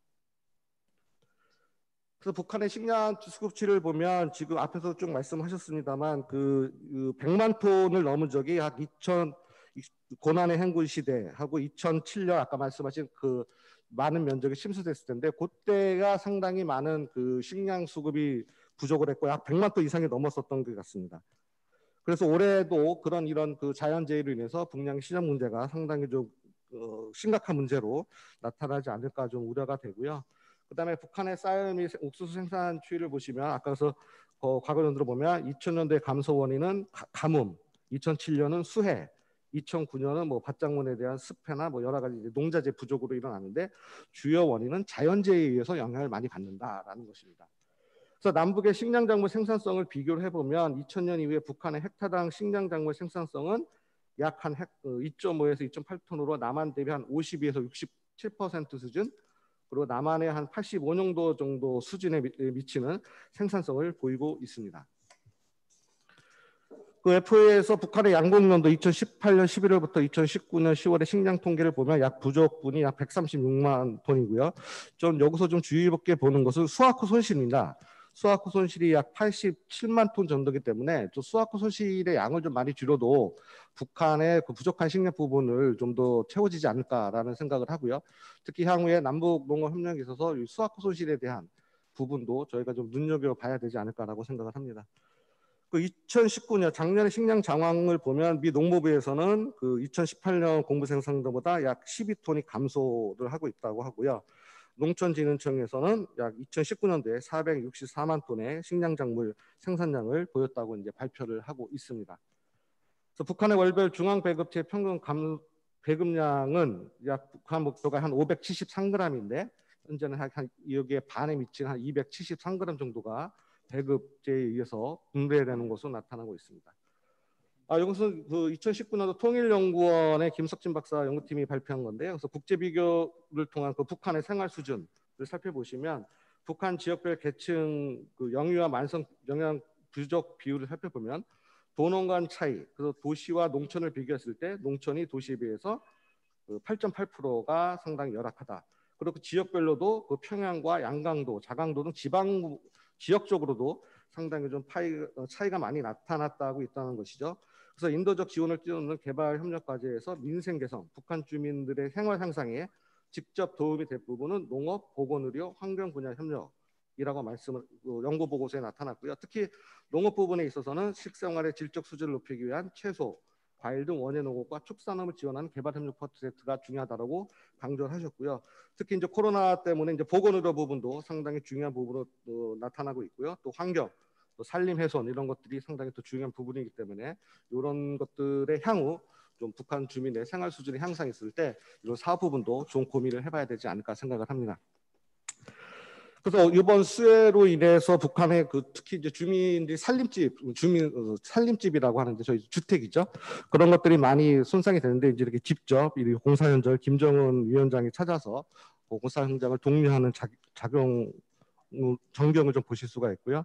특히 이제 태풍 바비로 인해서 농작물 복구를 하고 있고 또 양덕 온천이라는 관광지를 만들면서도 또 북한 주민들이 여가를 즐길 수 있는 시설들도 이렇게 맡으셔 놓고 있고 또 이제 다양한 앞서 말씀한 대외 무역 성지에서 뭐 밀가루라든지 이런 설탕 부분이 많이 수입된 증가는 이렇게 다양한 종합 식료 공장에서 사용하기 위해서 수입을 한 게 아닌가라는 생각을 하면서 북한도 이제 다양한 먹거리를 좀 생산하고 있다라고 판단이 되고요. 특히 이제 김정은 시대 들어와서는 농업을 주축으로 하고 거기에 수산업, 축산업, 그래서 이걸 3대 축으로 해서 식량에서 부족되는 부분을 축산과 수산업에서 좀 대체제로 활용하기 위한 사업들을 확실하게 벌이고 있는 것으로 나타나고 있습니다. 그럼에도 불구하고 북한 주민들의 아까 말씀한 도시와 농촌 차이도 있고요. 지역적 차이도 있습니다. 그래서 이렇게 아직까지는 북한의 농어촌에서는 생활환경 수준이 상당히 좀 열악한 부분이 많이 있다라는 것을 좀 볼 수가 있을 것입니다. 그 올해 식량 상황은 앞에서 말씀을 드렸습니다만 역시 3중 거죠. 대북 제재, 코로나19, 자연재해 이 세 가지가 상당히 북한의 식량 생산성을 아주 열악하게 만드는 주요 원인으로 작성을 하고 있고요. 그래서 올해 그 2020년 식량 상황 전망에서는 통일부에서 올해 한 86만 톤이 곡물 부족할 것이라고 한 5월 달쯤에 발표를 했습니다. 그리고 미 농무부에서는 올해 5월 달에 또 쌀 수확량을 136만 톤 전망하면서 1994년 이후 최저치가 될 것이다. 근데 38 노스에서는 북한이 올해 식량 부족이 예상되나 재난 수준이 아니라고 했는데 여기서 이제 자연재해, 지금 태풍하고 집중호우로 인해서 이번에 북한의 식량 문제가 심각하게 어려운 것으로 나빠질 것으로 생각합니다. 그리고 대북 제재는 앞에서 말씀드렸기 때문에 생각하기로 하고요. 코로나 부분도 여러 가지 부분을 말씀하셨기 때문에 넘어가도록 하겠습니다. 근데 이제 이게 제일 큰 거죠. 그래서 북한은 매년 자연재해로 인해서 그 식량 사정에 미치는 영향이 상당히 악화됐고요. 이러한 부분은 농업 생산 기반 인프라를 좀 확충으로 해서 개선될 수 있을 것으로 파악이 됩니다. 올해 그 수해 현황을 살펴보면 북한의 국제적십사나 그런 그 국제기구를 통해서 상황을 살펴보면 뭐 바비론에서 바비, 마이사, 하이선이죠. 그래서 황해 남북도, 평안북도, 강원도, 개성시, 환경북도까지 되고 있고 이 피해 규모는 지난해 링링 때 약 2배 정도 가까운 수준이다. 특히 이제 황해남도, 황해북도, 평안도가 이제 곡창지대인데요. 거기에 관계형 저수지들이 70% 이상 파괴되고 약 3만 정도 이상의 침수 대문으로 인해서 상당히 농업 생산성이 떨어질 것이고요. 또 이런 것들이 올해 안에 제대로 복구가 안 되면 내년 농사에 농업 농수가 원활하게 공급되지 못하고 농경지가 침수된 데서 제대로 복구된다면 내년 농사가 더 크게 걱정이 되는 부분이 있습니다. 그래서 북한의 식량 부족량을 예측하는 데는 상당히 어려움이 있습니다만 그 식량 부족 예측을 위한 가정을 좀 몇 개를 했습니다. 그래서 북한의 올해 식량 부족량은 통일부에서 약 86만 톤이라고 했는데 그것을 86만 톤을 고정을 하고요. 그다음에 북한의 헥타당 식량 작물 수량성을 한 2.8톤으로 고정하면 그 식량 부족량을 면적하고 식량 작물 생산을 곱해서 좀 추정을 해 보았습니다. 그래서 약 한 올해 농경지 3만 헥타가 수해를 입었을 경우에는 약 한 94만 톤의 식량 부족량이 예측되지 않을까 생각을 하고요. 이 면적에는 지금 강원도하고 함경도 부분에 평야 농경지는 빠져 있습니다. 그래서 이런 것들을 고려하면 좀 많이 더 어려워질 것으로 생각이 되고요. 그리고 9월 21일자 지금 또 수화 태풍이 지나고 지금은 수학기에 들어가는 철이죠. 그래서 북한에서 제시하는 것은 지금의 현재의 과업은 농사를 잘 지어 인민들의 식량 문제를 해결하는 것이다. 이것이 상당히 북한을 유지하는 것이고 또 북한 주민들의 식량 문제 해결하지 않고서는 살아나갈 수 없는 방법이죠. 그래서 가을 거주와 나달 털기를 강조를 하고 있고요. 또 특히 이제 당 촬영권 75돌 10월 10일까지죠. 그때까지는 김정은 위원장이 외부의 코로나로 인해서 외부의 지원을 절대적으로 또 받지 말라라고 한 과치사항이 있기 때문에 북한이 과연 이 지금의 식량 상황을 얼마나 해결할지가 상당히 좀 지켜봐야 될 것이라고 생각이 됩니다. 그리고 북한의 옥수수나 이런 과일 수확량이 대폭 또 감소할 것이다. 그리고 이런 것 외에 또 농자재, 비료, 농약 부족으로 해서 상당히 식량이 부족할 것이라고 이제 해외 국제기구에서 발표를 했고요. 그래서 향후에 북한의 식량 문제와 주민 생활을 개선하기 위한 전망을 문재인 대통령이 아까 말씀드렸지만 남과 북이 생명과 안전의 공동체를 강조를 하셨습니다. 그래서 보건의료와 산림협력, 농업기술과 품종개발에 대한 공동연구로 코로나 시대 새로운 안보 상황의 협력을 저희가 좀 기반을 두고 진행을 해야 되지 않을까라고 생각을 하고요. 그리고 향후에 포스트 코로나에서는 이제 국가 식량 안보에서 생명 안동체로 좀 전환을 해야 되지 않을까. 그래서 대북 제재에서는 여러 가지 사업이 좀 쉽지는 않습니다만 현재 북한의 식량 상황을 봤을 때 좀 인도적 차원의 대북 식량 지원이 필요하지 않을까라는 생각하고요. 또 제3국에서 농업 관련 학술 교류를 좀 진행할 수 있을 것이고 특히 이제 기후 변화에 따른 자연재해 남북 공동 대처를 하는 것은 남과 북의 어떤 평화 경제의 기반을 구축하는데 저희가 좀 이런 부분을 노력해야 되지 않을까라고 생각합니다. 네, 이상 토론을 마치도록 하겠습니다. 네, 감사드립니다. 김관호 박사님 거의 발표 수준의 토론을 해주셔가지고요. 굉장히 도움이 많이 됐습니다. 구체적인 데이터도 주셨고 북한의 주민 생활을 보여주는 많은 사진 자료들도 재미가 있었던 것 같습니다. 다음으로는 우리 정은희 박사님 네, 부탁드리겠습니다.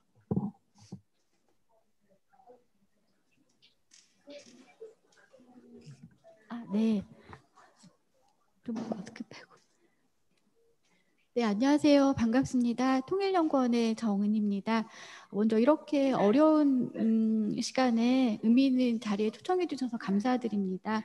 그리고 이제 두 분 발표를 들었는데요. 워낙 이 분야에서 오랫동안 연구를 해 오셔서 제가 특별히 언급할 사항은 정말 없는 것 같습니다. 네. 그리고 또 방금 토론해 주신 김관호 박사님 거의 발표 수준에 준하는 토론을 해주셨기 때문에 상당히 많이 배웠습니다. 예, 그럼 저는 이제 북한의 대무역과 주민생활을 발표하신 이종민 박사님 원고 중심으로 토론을 진행하도록 하겠습니다. 먼저 이종민 박사님의 원고를 보면은요, 특히 이제 무역 통계의 어떤 시계열적인 또 다각적인 그런 분석을 통해서 북한의 주민들의 코로나 혹은 2020 현재 상황을 분석해 한 틀을 마련해줬다는 데 상당히 이제 의미가 있는 것 같습니다. 그리고 그 이종민 박사님의 그 원고를 읽고 종합적으로 이제 판단을 해보면 이제 코로나19 제재를 통해서 이제 북한 경제가 어렵긴 하지만 그 타겟이 피해 타겟이 어떻게 보면은 어떤 주민들보다는 좀 권력층에 좀 더 피해가 가지 않았나 저는 이제 그렇게 판단이 듭니다. 네, 그래서 이것도 하나의 어떻게 보면 상당히 그 중요한 그 쟁점이 되지 않을까 싶습니다. 예, 그래서 이제 그럼에도 불구하고 저는 이제 북한 경제, 주민 생활을 볼 때 이런 통계 말고도 이렇게 숫자로 이야기할 수 없는 그런 현실적인 또 그런 부분들이 존재를 한다고 생각을 합니다. 이제 그런 의미에서 본다면 이제 우리가 그 2020 상반기라는 그 시점에 초점을 맞춰서 이제 북한 주민들의 생활을 보기보다는 오히려 그러니까 스톡이 아니라 플루 관점에서 그러니까 1990년대 북한의 경제가 상당히 많이 변하고 또 김정은 시대 이후로 특히 북한 경제가 많이 변했는데 그런 이제 좀 더 긴 시간 텀 속에서 현재 2020 상반기에 북한의 현재 상황이 어떤가를 한번 점검해 보는 것도 의미가 있을 것 같습니다. 그래서 만약에 우리가 그 2020이라는 그 상황에 초점을 맞춰서 북한의 주민들의 경제 상황을 보면은요, 상당히 그 어려운 것 같습니다. 왜냐하면 그 90%나 급감을 했잖아요. 그래서 이것만 보면은 상당히 그 북한의 경제가 어렵다. 주민들 생활도 물론 아까 말씀하셨듯이 그렇게 크지는 않지만 그럼에도 불구하고 내년도에 상당히 어려울 것이다 그렇게 말씀을 해주셨는데, 네, 그럼에도 불구하고 저는 그 어려움이 어느 정도의 수준인가가 중요할 것 같습니다. 그러니까 질적인 측면이겠죠. 그래서 보면은요, 사실 고난행군 시기하고 현재를 비교한다면 어떤 점이 좀 다를까라고 생각을 하면은 가장 큰 차이점 중에 하나가 저는 북한 주민들 혹은 뭐 지역 차원에서 혹은 그 공장기업소 차원에서 국가에 대한 그런 의존도가 상당히 낮아졌다라고 생각을 해요. 그러면서 역량도 상당히 강화되지 않았나, 그러니까 종전에 비해서. 왜냐하면 그 예전에는 북한은 이제 대안의 사업 체계라고 해서 모든 걸 다 의식주까지 다 포함을 해서 국가가 다 책임지던 이제 국가 책임제였다면 지금은 이제 2002년도 이제 그 7일 개선 조치 이후로 이제 현재까지 보면은 뭐 새로운 기업 책임 관리제도 나왔잖아요. 이제 그런 것들을 보면은 주로 이제 주민 지방 이 자체로 이제 의식주를 책임지도록 되어 있습니다. 그래서 2013년도 경에 지방 제적법을 이제 보면은 이제 독립 생산제로 해야 한다 이런 것들이 나오거든요. 그래서 이게 어떤 어떤 그 중요한 점이 있을까라고 봤을 때 첫 번째는 중앙의 부담이 상당히 줄어들었다라는 거죠. 그리고 또 한편으로는 그 중앙의 부담이 줄어든 대신에 이 그 자율성 재량권이 상당히 증대됐다. 그러니까 의식주 문제는 사실상 너희가 알아서 해라. 그런 거겠죠. 그래서 어떻게 보면은 경제 개발구가 김정은 시대 이후로 상당히 많이 나왔잖아요. 그런 것들도 바로 이런 맥락 속에서 나오지 않았나라는 생각을 해봤습니다. 그래서 보면은요, 그 2015년도 지방공업 관련해서 많은 이제 법 개정들이 있는데요. 그 이런 것들을 보면은 그 지역의 산업들 이제 공급 체인망과 시장들이 함께 연계가 되어서 이게 하나의 시너지 효과를 내서 지방 경제가 이제 살아나는 이제 그런 현상들도 보이고 있거든요. 예를 들면은 지방 공업은 주로 이제 식품 공업 이런 거 중심인데 지역에서 나는 생산물의 60%를 사용하라 그런 내용들이 있거든요. 그래서 만약에 빵 공장이라면 옥수수나 고구마 가루를 활용해서 그 생산품을 이제 생산을 해서 그 마켓에 시장에 판매를 하라라는 것입니다. 뭐 임농, 뭐 복합 경영 이런 것도 많이 이제 나오고 있는데 이것도 마찬가지입니다. 여기서 나는 뭐 고기라든지 육류라든지 뭐 감자 등 모든 생산을 하고 잉여가 생기면 그것을 어떤 가공품으로서 생산을 해서 시장에 판매를 하라 뭐 그런 내용들이 상당히 많이 일어난 것 같습니다. 그래서 보면은요. 물론 이제 밀가루, 설탕 이런 것들은 국내에서 충족이 되지 않으면 이것을 수입을 해라라는 거죠. 북한이 그러니까 국산화, 뭐 자력갱생 이런 것들을 얘기를 많이 하는데 사실은 이 국산화의 의미가 100% 국내에서 다 하는 것이 아니라 국산화를 이루기 위해서는 일정 정도는 수입을 할 수 있고 또 그런 수입할 수 있는 수출할 수 있는 그런 재량권들도 이렇게 하부 단위까지 주었다라는 것입니다. 그래서 예전 같으면 그냥 고구마를 지역에서 생산을 한다면 단순히 그냥 고구마를 구워서 판매를 하는 것이 아니라 이 고구마를 통해서 뭔가 고구마 케이크를 만들고 이런 식의 선순환 과정을 통해서 지역 경제를 살리고 그런 것들이 그 지역과 지역을 넘어서 팔리면서 그 경제의 어떤 그 공급 체인망이라든지 마켓들이 지역 간에도 연계가 되고 지역과 지역 간에 연계가 되는 그런 현상들을 볼 수가 있는 것 같습니다.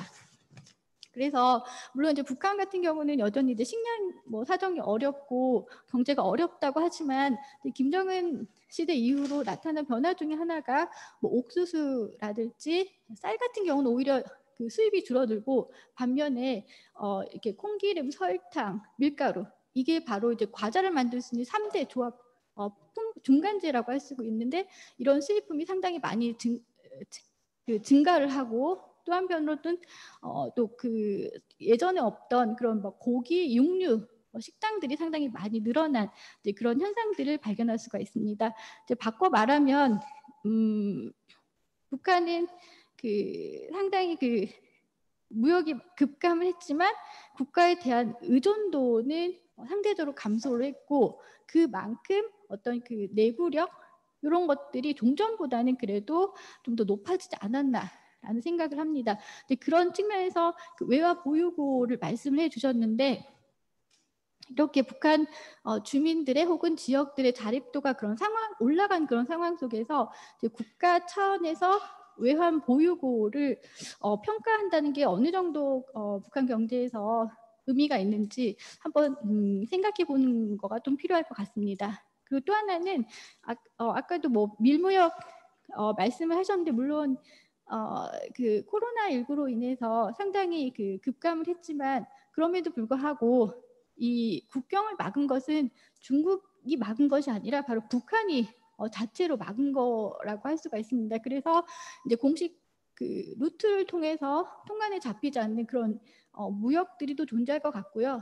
또 비공식 무역도 일정 정도는 물론 굉장히 감소했지만 어느 정도 존재하지 않을까라는 생각을 합니다. 그래서 저는 물론 이제 북한 경제가 상당히 어렵지만 그럼에도 불구하고 김정은 시대 이후로 여러 가지 그런 체제 개혁을 통해서 그 개인이라든지 공장 기업소들이라든지 그리고 지역들의 자립도가 상당히 높아졌기 때문에 무역이 갑자기 급감한다라든지 뭐 코로나19로 굉장히 어려운 시기임에도 불구하고 일정 정도는 자립도가 강화되지 않았나라는 그런 생각을 해봅니다. 그래서 종합적으로 보면은 오히려 어떤 그 아까 그 제재의 타겟이 제재의 피해가 권력층 중심으로 좀 크다라고 말씀을 하셨는데 저는 오히려 이렇게 북한의 이런 제재 홍수 그리고 이제 코로나19로 인해서 북한의 취약계층들 그러니까 북한에 지금 상당히 이제 격차가 확대되고 있는 상황에서 어떤 쪽에서는 상당히 그 지역적으로 잘 살고 또 공장 기업소도 잘 돌아가는 공장들이 있고 또 개인들도 상당히 잘 사는 그 계층들이 생겨나는가 하면 또 한편으로는 이런 그런 변화 속에서 상당히 적응이 어려운 그런 계층들이 존재한다고 생각을 합니다. 그래서 오히려 그런 그 계층 지역에 좀 더 포커스를 맞춰서 우리가 어떻게 북한에게 다가갈 것인가 그런 원칙들 방향성들을 한번 고려해봤으면 하는 생각이 듭니다. 이상입니다. 감사합니다. 네, 정은희 박사님 토론 쟁점이 조금 생기는 것 같은데요. 사실은 우리 정은희 박사님은 아마 대한민국 북한 연구자 중에 구글 어스를 제일 잘 보시는 분 중에 하나일 거예요.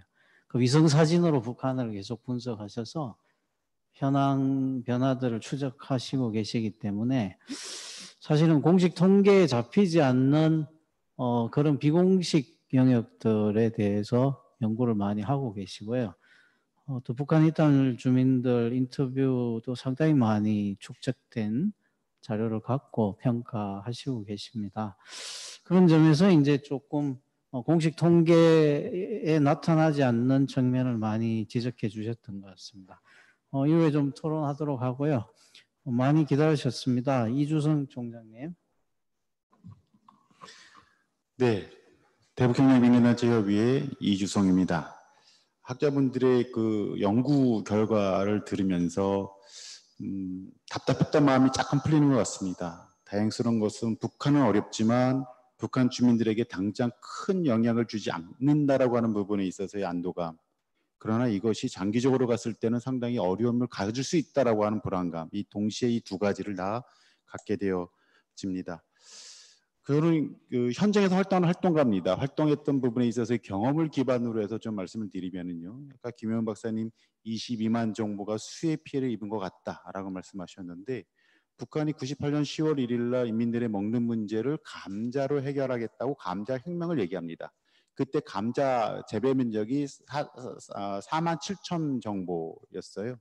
근데 이제 감자로서 수확을 늘리고자 하면서 늘어난 재배 면적량이 20만 정보입니다.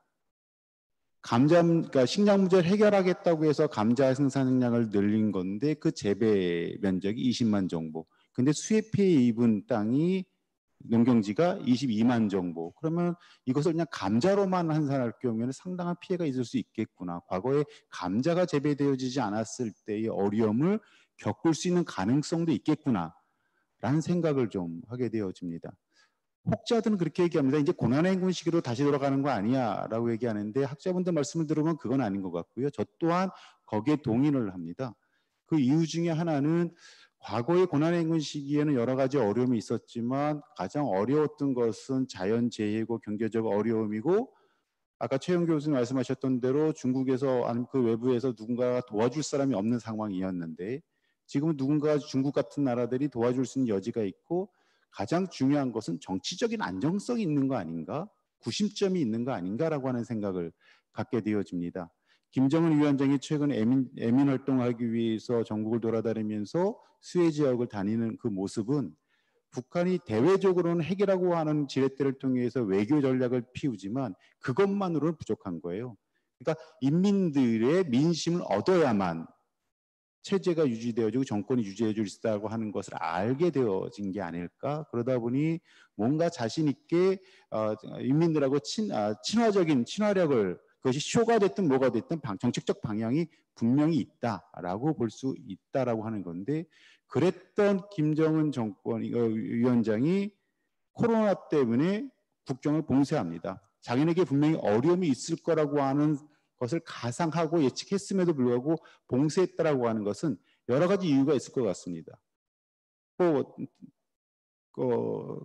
상식적으로 보게 되면 정치적으로 뭐 내부적인 뭔가 해결해야 될 문제가 있는 거 아니야? 뭔가 조여야 될 상황이 있지 않을까? 내부적으로 좀 통제할 만한 명분이 필요했는데 이거다라고 할 수도 있는 여지가 있을 수 있겠죠.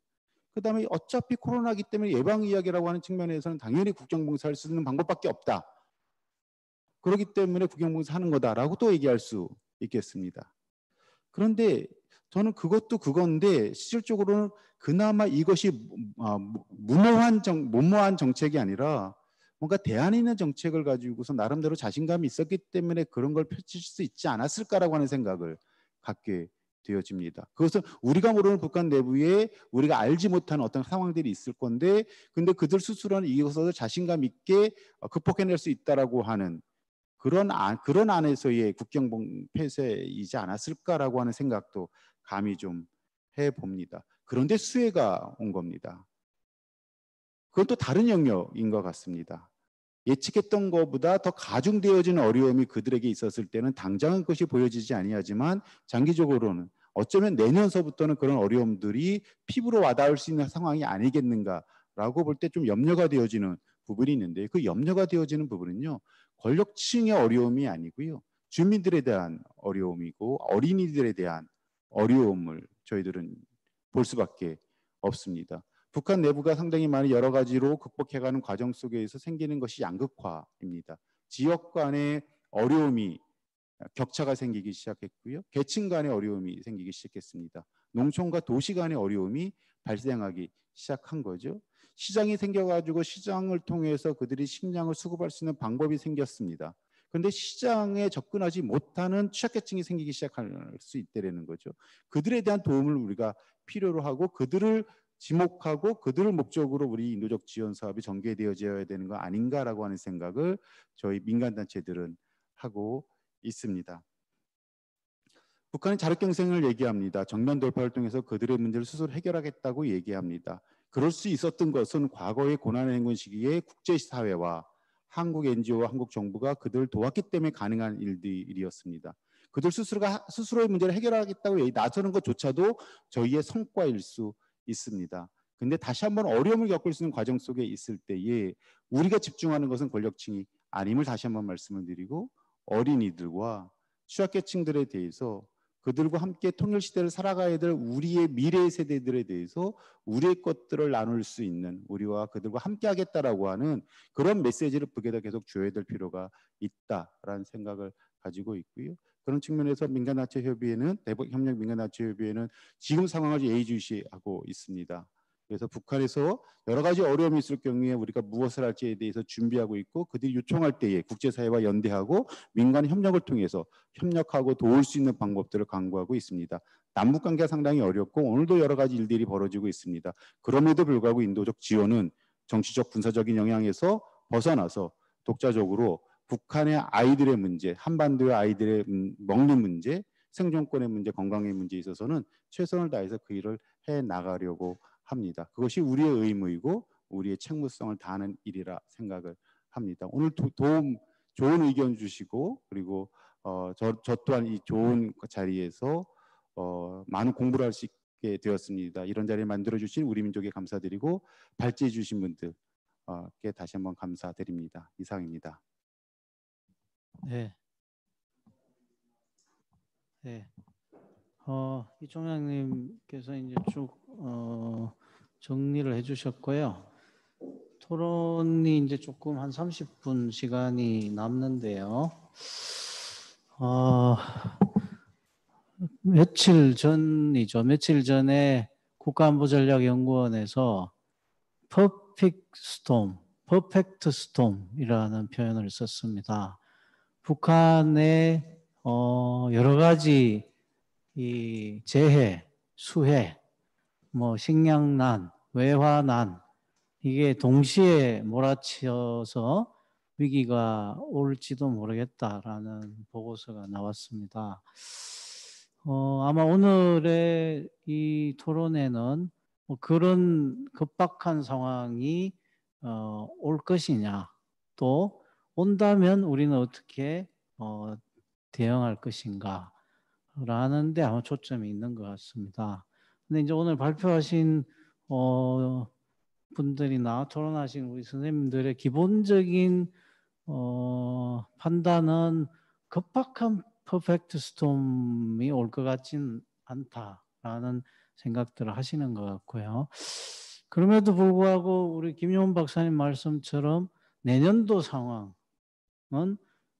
대단히 어려워질 수 있다라는 거고, 우리 이 박사님도 제재가 권력층에 타겟팅하는 역할을 제대로 기능하고 있었는데 이제는 주민생활 자체가 영향을 받는 거 아니냐라고 또 시인을 하시는 것 같습니다. 이게 어쨌든 당장 급한 퍼펙트 스톰은 아닐지라도 북한 주민들이 내년에 고통이 시작된다면 아마 이 시간 갭의 문제를 생각을 해보면 저희가 지금 움직여야 될 때가 아닌가 이렇게 생각이 됩니다. 제 개인적으로는. 그러니까 우리가 판단해서 대북 지원을 하겠다고 결정할 때까지의 시간, 그리고 지원 물품들이 방역 처리되는 시간, 또 그게 북한까지 이송되는 시간, 그게 실제 북한 주민들에게 전달되는 시간, 이게 그냥 추론만 해도 6개월은 걸릴 것 같은데요. 그러면 지금 당장 우리가 어떤 의사결정을 해야 되는 거 아니냐라는 생각이 이제 개인적으로 들고 있습니다.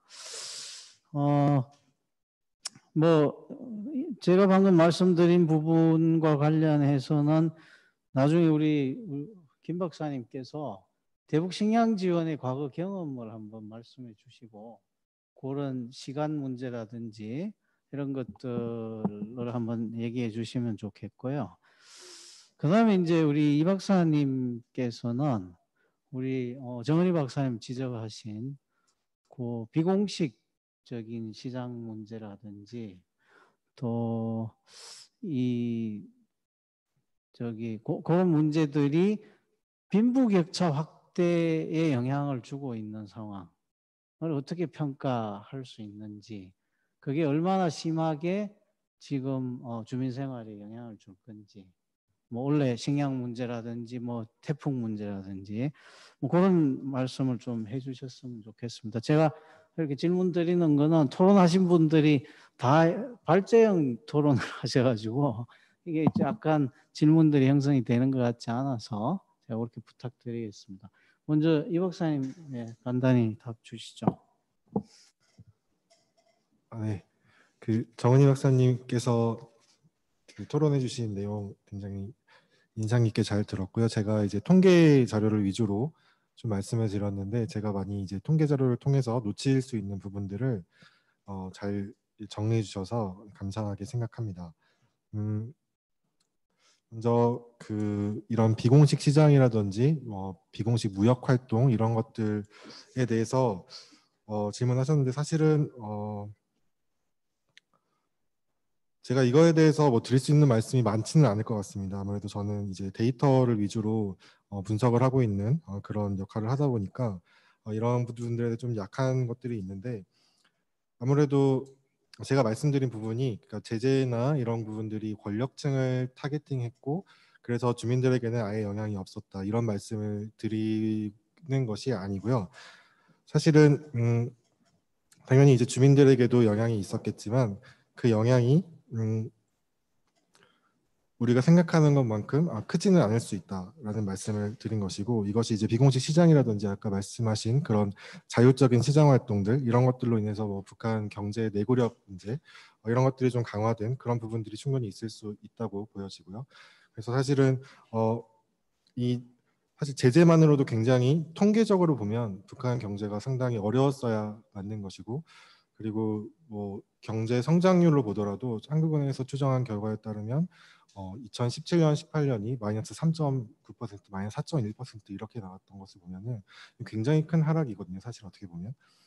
근데 그럼에도 불구하고 아직까지 좀 잘 견뎌나가고 있는 것을 볼 때 그런 정의 말씀께서 지적하신 그런 이 북한 내부 자체적인 비공식 활동들로 인한 그런 내구력 강화의 문제 이런 것들이 작용할 수 있다라고 저도 그렇게 생각합니다. 그래서 판단을 단정 지을 수는 없지만 그런 부분들이 충분히 있을 수 있다고 생각하고 있고요. 빈부격차 확대 문제는 좀 더 어려운 문제인데요. 사실은 이제 북한 이탈 주민 분들을 대상으로 뭐 이런 설문조사들도 많이 있는 것으로 알고 있는데 지역 간의 격차 또는 뭐 계층 간의 격차 이런 것들이 확대되고 있는 것 같은데 그것이 어느 정도인지 정도의 문제에 있어서는 아직 뭐 확실하게 뭐 이렇게 단정적으로 말씀드릴 수 있는 것은 없는 것 같습니다. 그래서 서울대학교 통일평화연구원의 조사에 따르면 뭐 이렇게 계층 간 격차가 심화되고 있는 그런 뚜렷한 추세는 아직까지는 나타나고 있지는 않은 것 같고요. 그래서 다른 여러 가지 자료들로 이제 보완이 되어야겠지만 제가 보고 있는 바로는 좀 단정적으로 표현하지는 어렵지 않을까 좀 이렇게 개인적으로는 생각하고 있습니다. 네. 예, 말씀하세요, 정 박사님.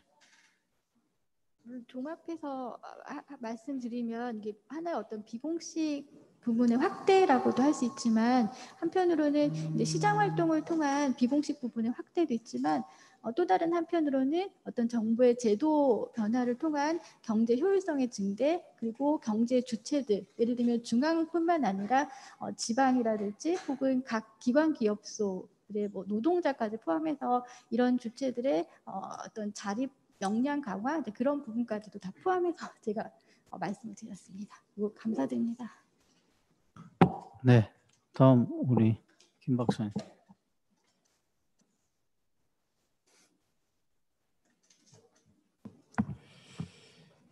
예, 우선 김관호 박사님 아까 그 자료를 보니까 조금 그 북한 발표하고 조금 다른 게 있어갖고 뭐냐면 북한이 그 3만 헥타 정도 자연재해 피해를 입었다라고 발표한 건 아마 태풍 장미의 영향일 거예요. 그러니까 8호 태풍 장미, 그다음에 바비, 하이선, 마이삭 이렇게 4개 태풍이 왔었는데 장미가 불어닥쳤을 때 그 이후에 이제 북한이 자기 시사 매체를 통해서 3만여 헥타의 농경지의 피해를 봤다 그랬어요.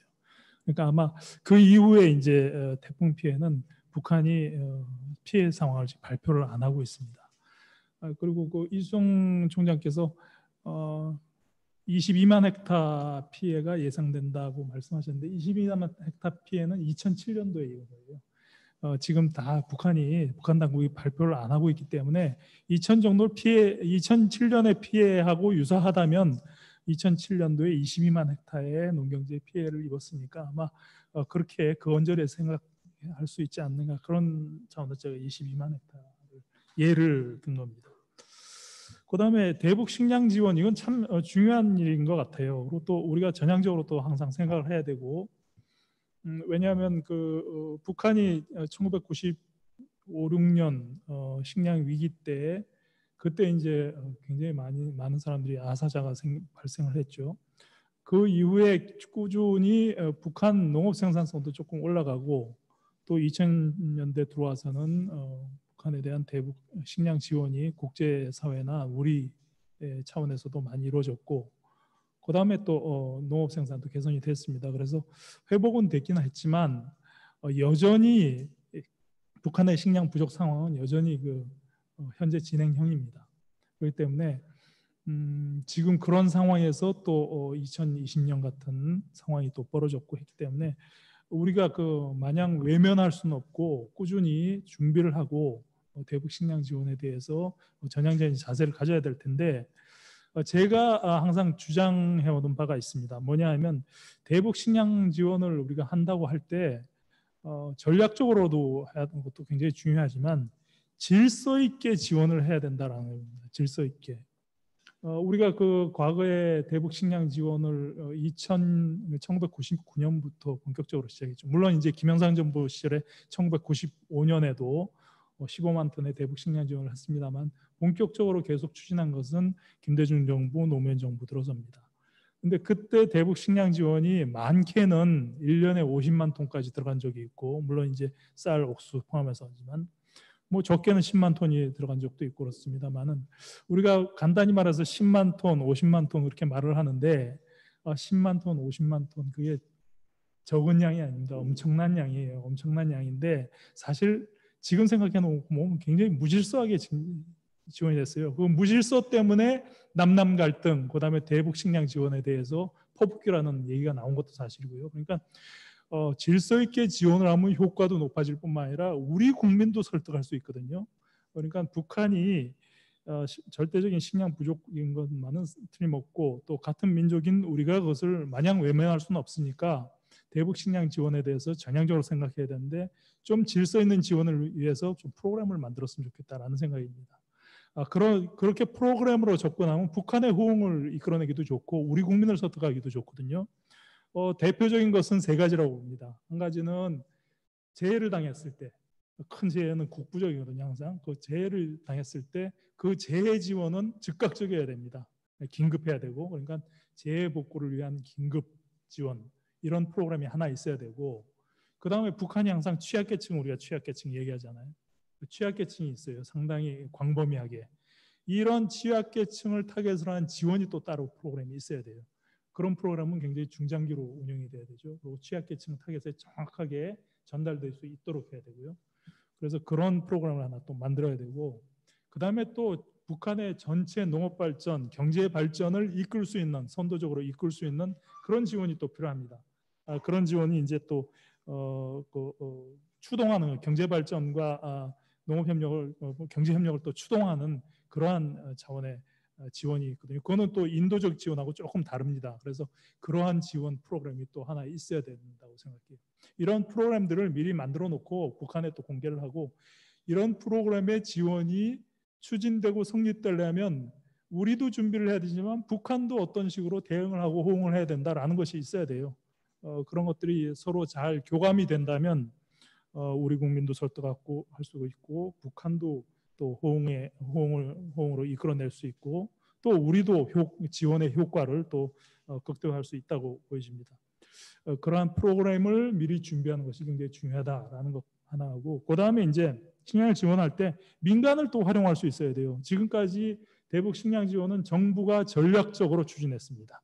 한꺼번에 해서 정부만이 또 식량 지원을 할 수 있고 그렇게 만들어 놨었는데, 그러지 말고 정부도 전략적일 때는 정부도 직접 대규모 양을 지원할 수 있게 체제를 갖추되, 조그만 양들, 소규모, 중규모는 민간 단체들 혹은 또 민간이 협력 과정에서 인도적 협력으로 또 지원할 수 있는, 그리고 정부가 거기에 지원 물량을 할애할 수 있는 그런 것도 또 정부가 프로그램을 좀 만들 필요가 있지 않나, 이렇게 생각이 됩니다. 네, 김 박사님께서 굉장히 중요한 말씀을 주셨고요.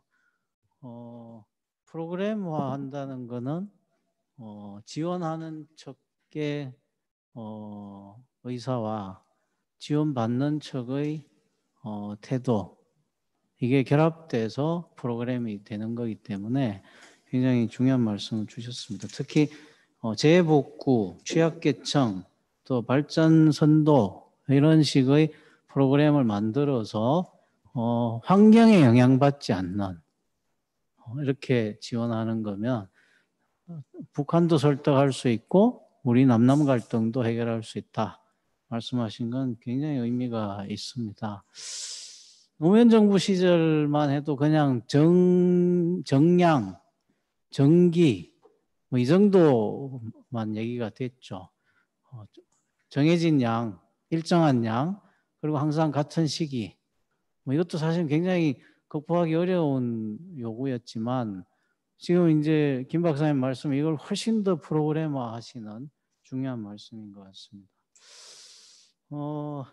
그리고 민간을 활용하시는 부분은 저는 뭐 최근에 교류협력법이 개정 중인데, 여기서 이제 지자체가 직접 대북 사업을 하게 바꾸고 있는데, 그것도 굉장히 큰 의미가 있을 것 같아요.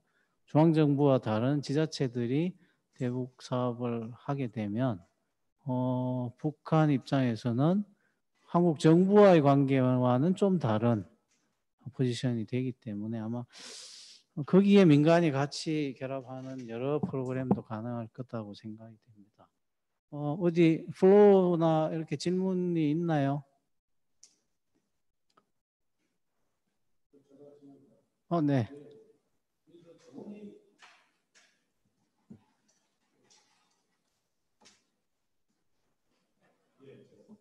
네, 제가 우리 정은희 박사님께 질문을 하고 싶은데, 오늘 우리 이종민 박사님의 자료도 보여도 북이 콩기름을 굉장히 많이 수입을 하고 있습니다. 그래서 사실 저희들 상당히 관심 사항 중에 하나가 왜 이렇게 콩기름을 많이 수입할까?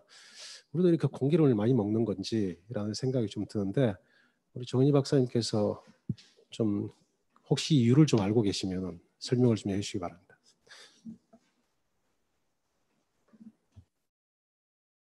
네, 이제 북한 무역 통계를 보면은 오히려 옥수수나 이 쌀 같은 경우는 상대적으로 이제 수입이 줄고, 반면에 이제 콩기름은 뿐만 아니라 밀가루, 이제 설탕도 함께 같이 이제 증가 추세에 있는 것 같아요. 그리고 이게 어느 정도 양이냐라고 볼 때 물론 북한의 무역량은 그다지 크진 않지만 그럼에도 불구하고 이제 그 10대 북한의 수입 품목에 들고 있습니다.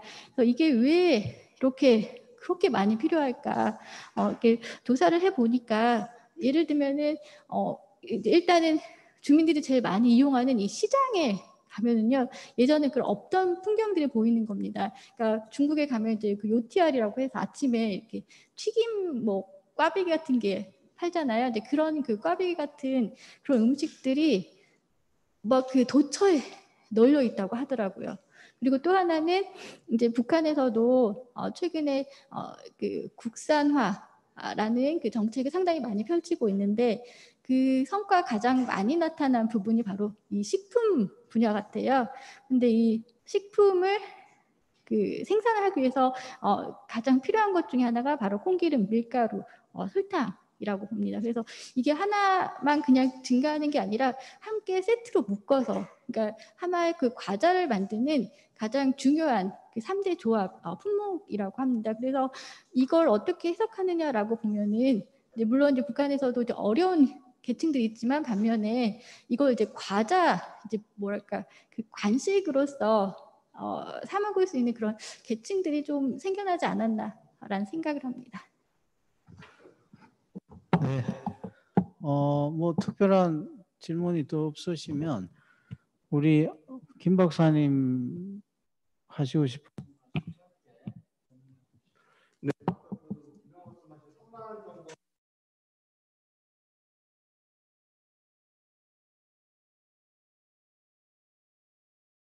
내린 거에 대한 산반 정보고요. 아직 태풍에 대한 농림지표에서는 안 나온 게 맞는 말씀이시고요. 그 하여튼 올해는 어떻게든 뭐 작년에 나온 곡식이나 뭐 식량으로 북한이 좀 견딜 수도 있겠습니다만 아까 말씀드린 것 같이 이런 농경지나 이런 생산 인프라가 파괴되고 붕괴되면 내년 농사가 더 심각해지고 그 도표에서 보셨지만 그 다음 태풍이나 어떤 자연재해는 그 다음 해가 더 식량 부족이 상당히 더 크게 일어나거든요. 그래서 내년이 올해보다는 내년이 좀 더 식량 상황이 더 악화되지 않을까 이렇게 되기 때문에 아까 말씀하신 대로 여러 가지 민간 차원이 됐든 정부 차원이 됐든 여러 가지 좀 북한에 대한 식량에 대한 좀 뭐 저희 지원이라든지 협력이 필요할 것으로 생각됩니다.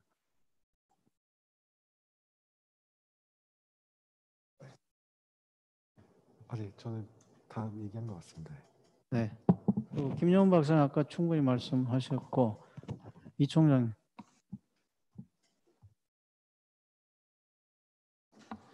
네. 민간 차원에서는 말씀하셨던 대로 북한의 긴급 상황에 처했을 때 또 도움을 요청했을 때에 시급하게 지원할 수 있는 체계를 좀 만들려고 합니다. 그 중에 하나가 법제화입니다. 절차상의 여러 가지 문제가 있기 때문에 급하게 그들이 내민선을 잡을 수 없을 때가 있습니다. 그렇기 때문에 우리 안에서 안정적이고 지속적인 인위적 지원에 대한 법제화의 근거를 두고 포괄적 승인이라는 것을 가지고서 사업의 완결성을 갖게 하고자 하고요. 그다음에 이것은 우리만 가질 수 있는 것은 아닙니다. 지자체와 민간과 그다음에 중앙정부가 연대해서 우리 안에 질서를 만들고 그러면서 협력의 체계를 만들고 역할 분담이 필요합니다. 그런 것들도 저희가 같이 한번 만들어 보는 것을 이번 올해 하반기에 그 체계를 좀 잡아보려고 합니다. 그런 부분에 있어서 민간들이 조금은 더 우리 안에서의 책무성을 다할 수 있게끔 하고자 하고요. 그런 측면에서 정부나 지자체가 상당히 협조적으로 저희와 연대했으면 하는 바람이 있습니다. 네, 이상입니다. 네. 네.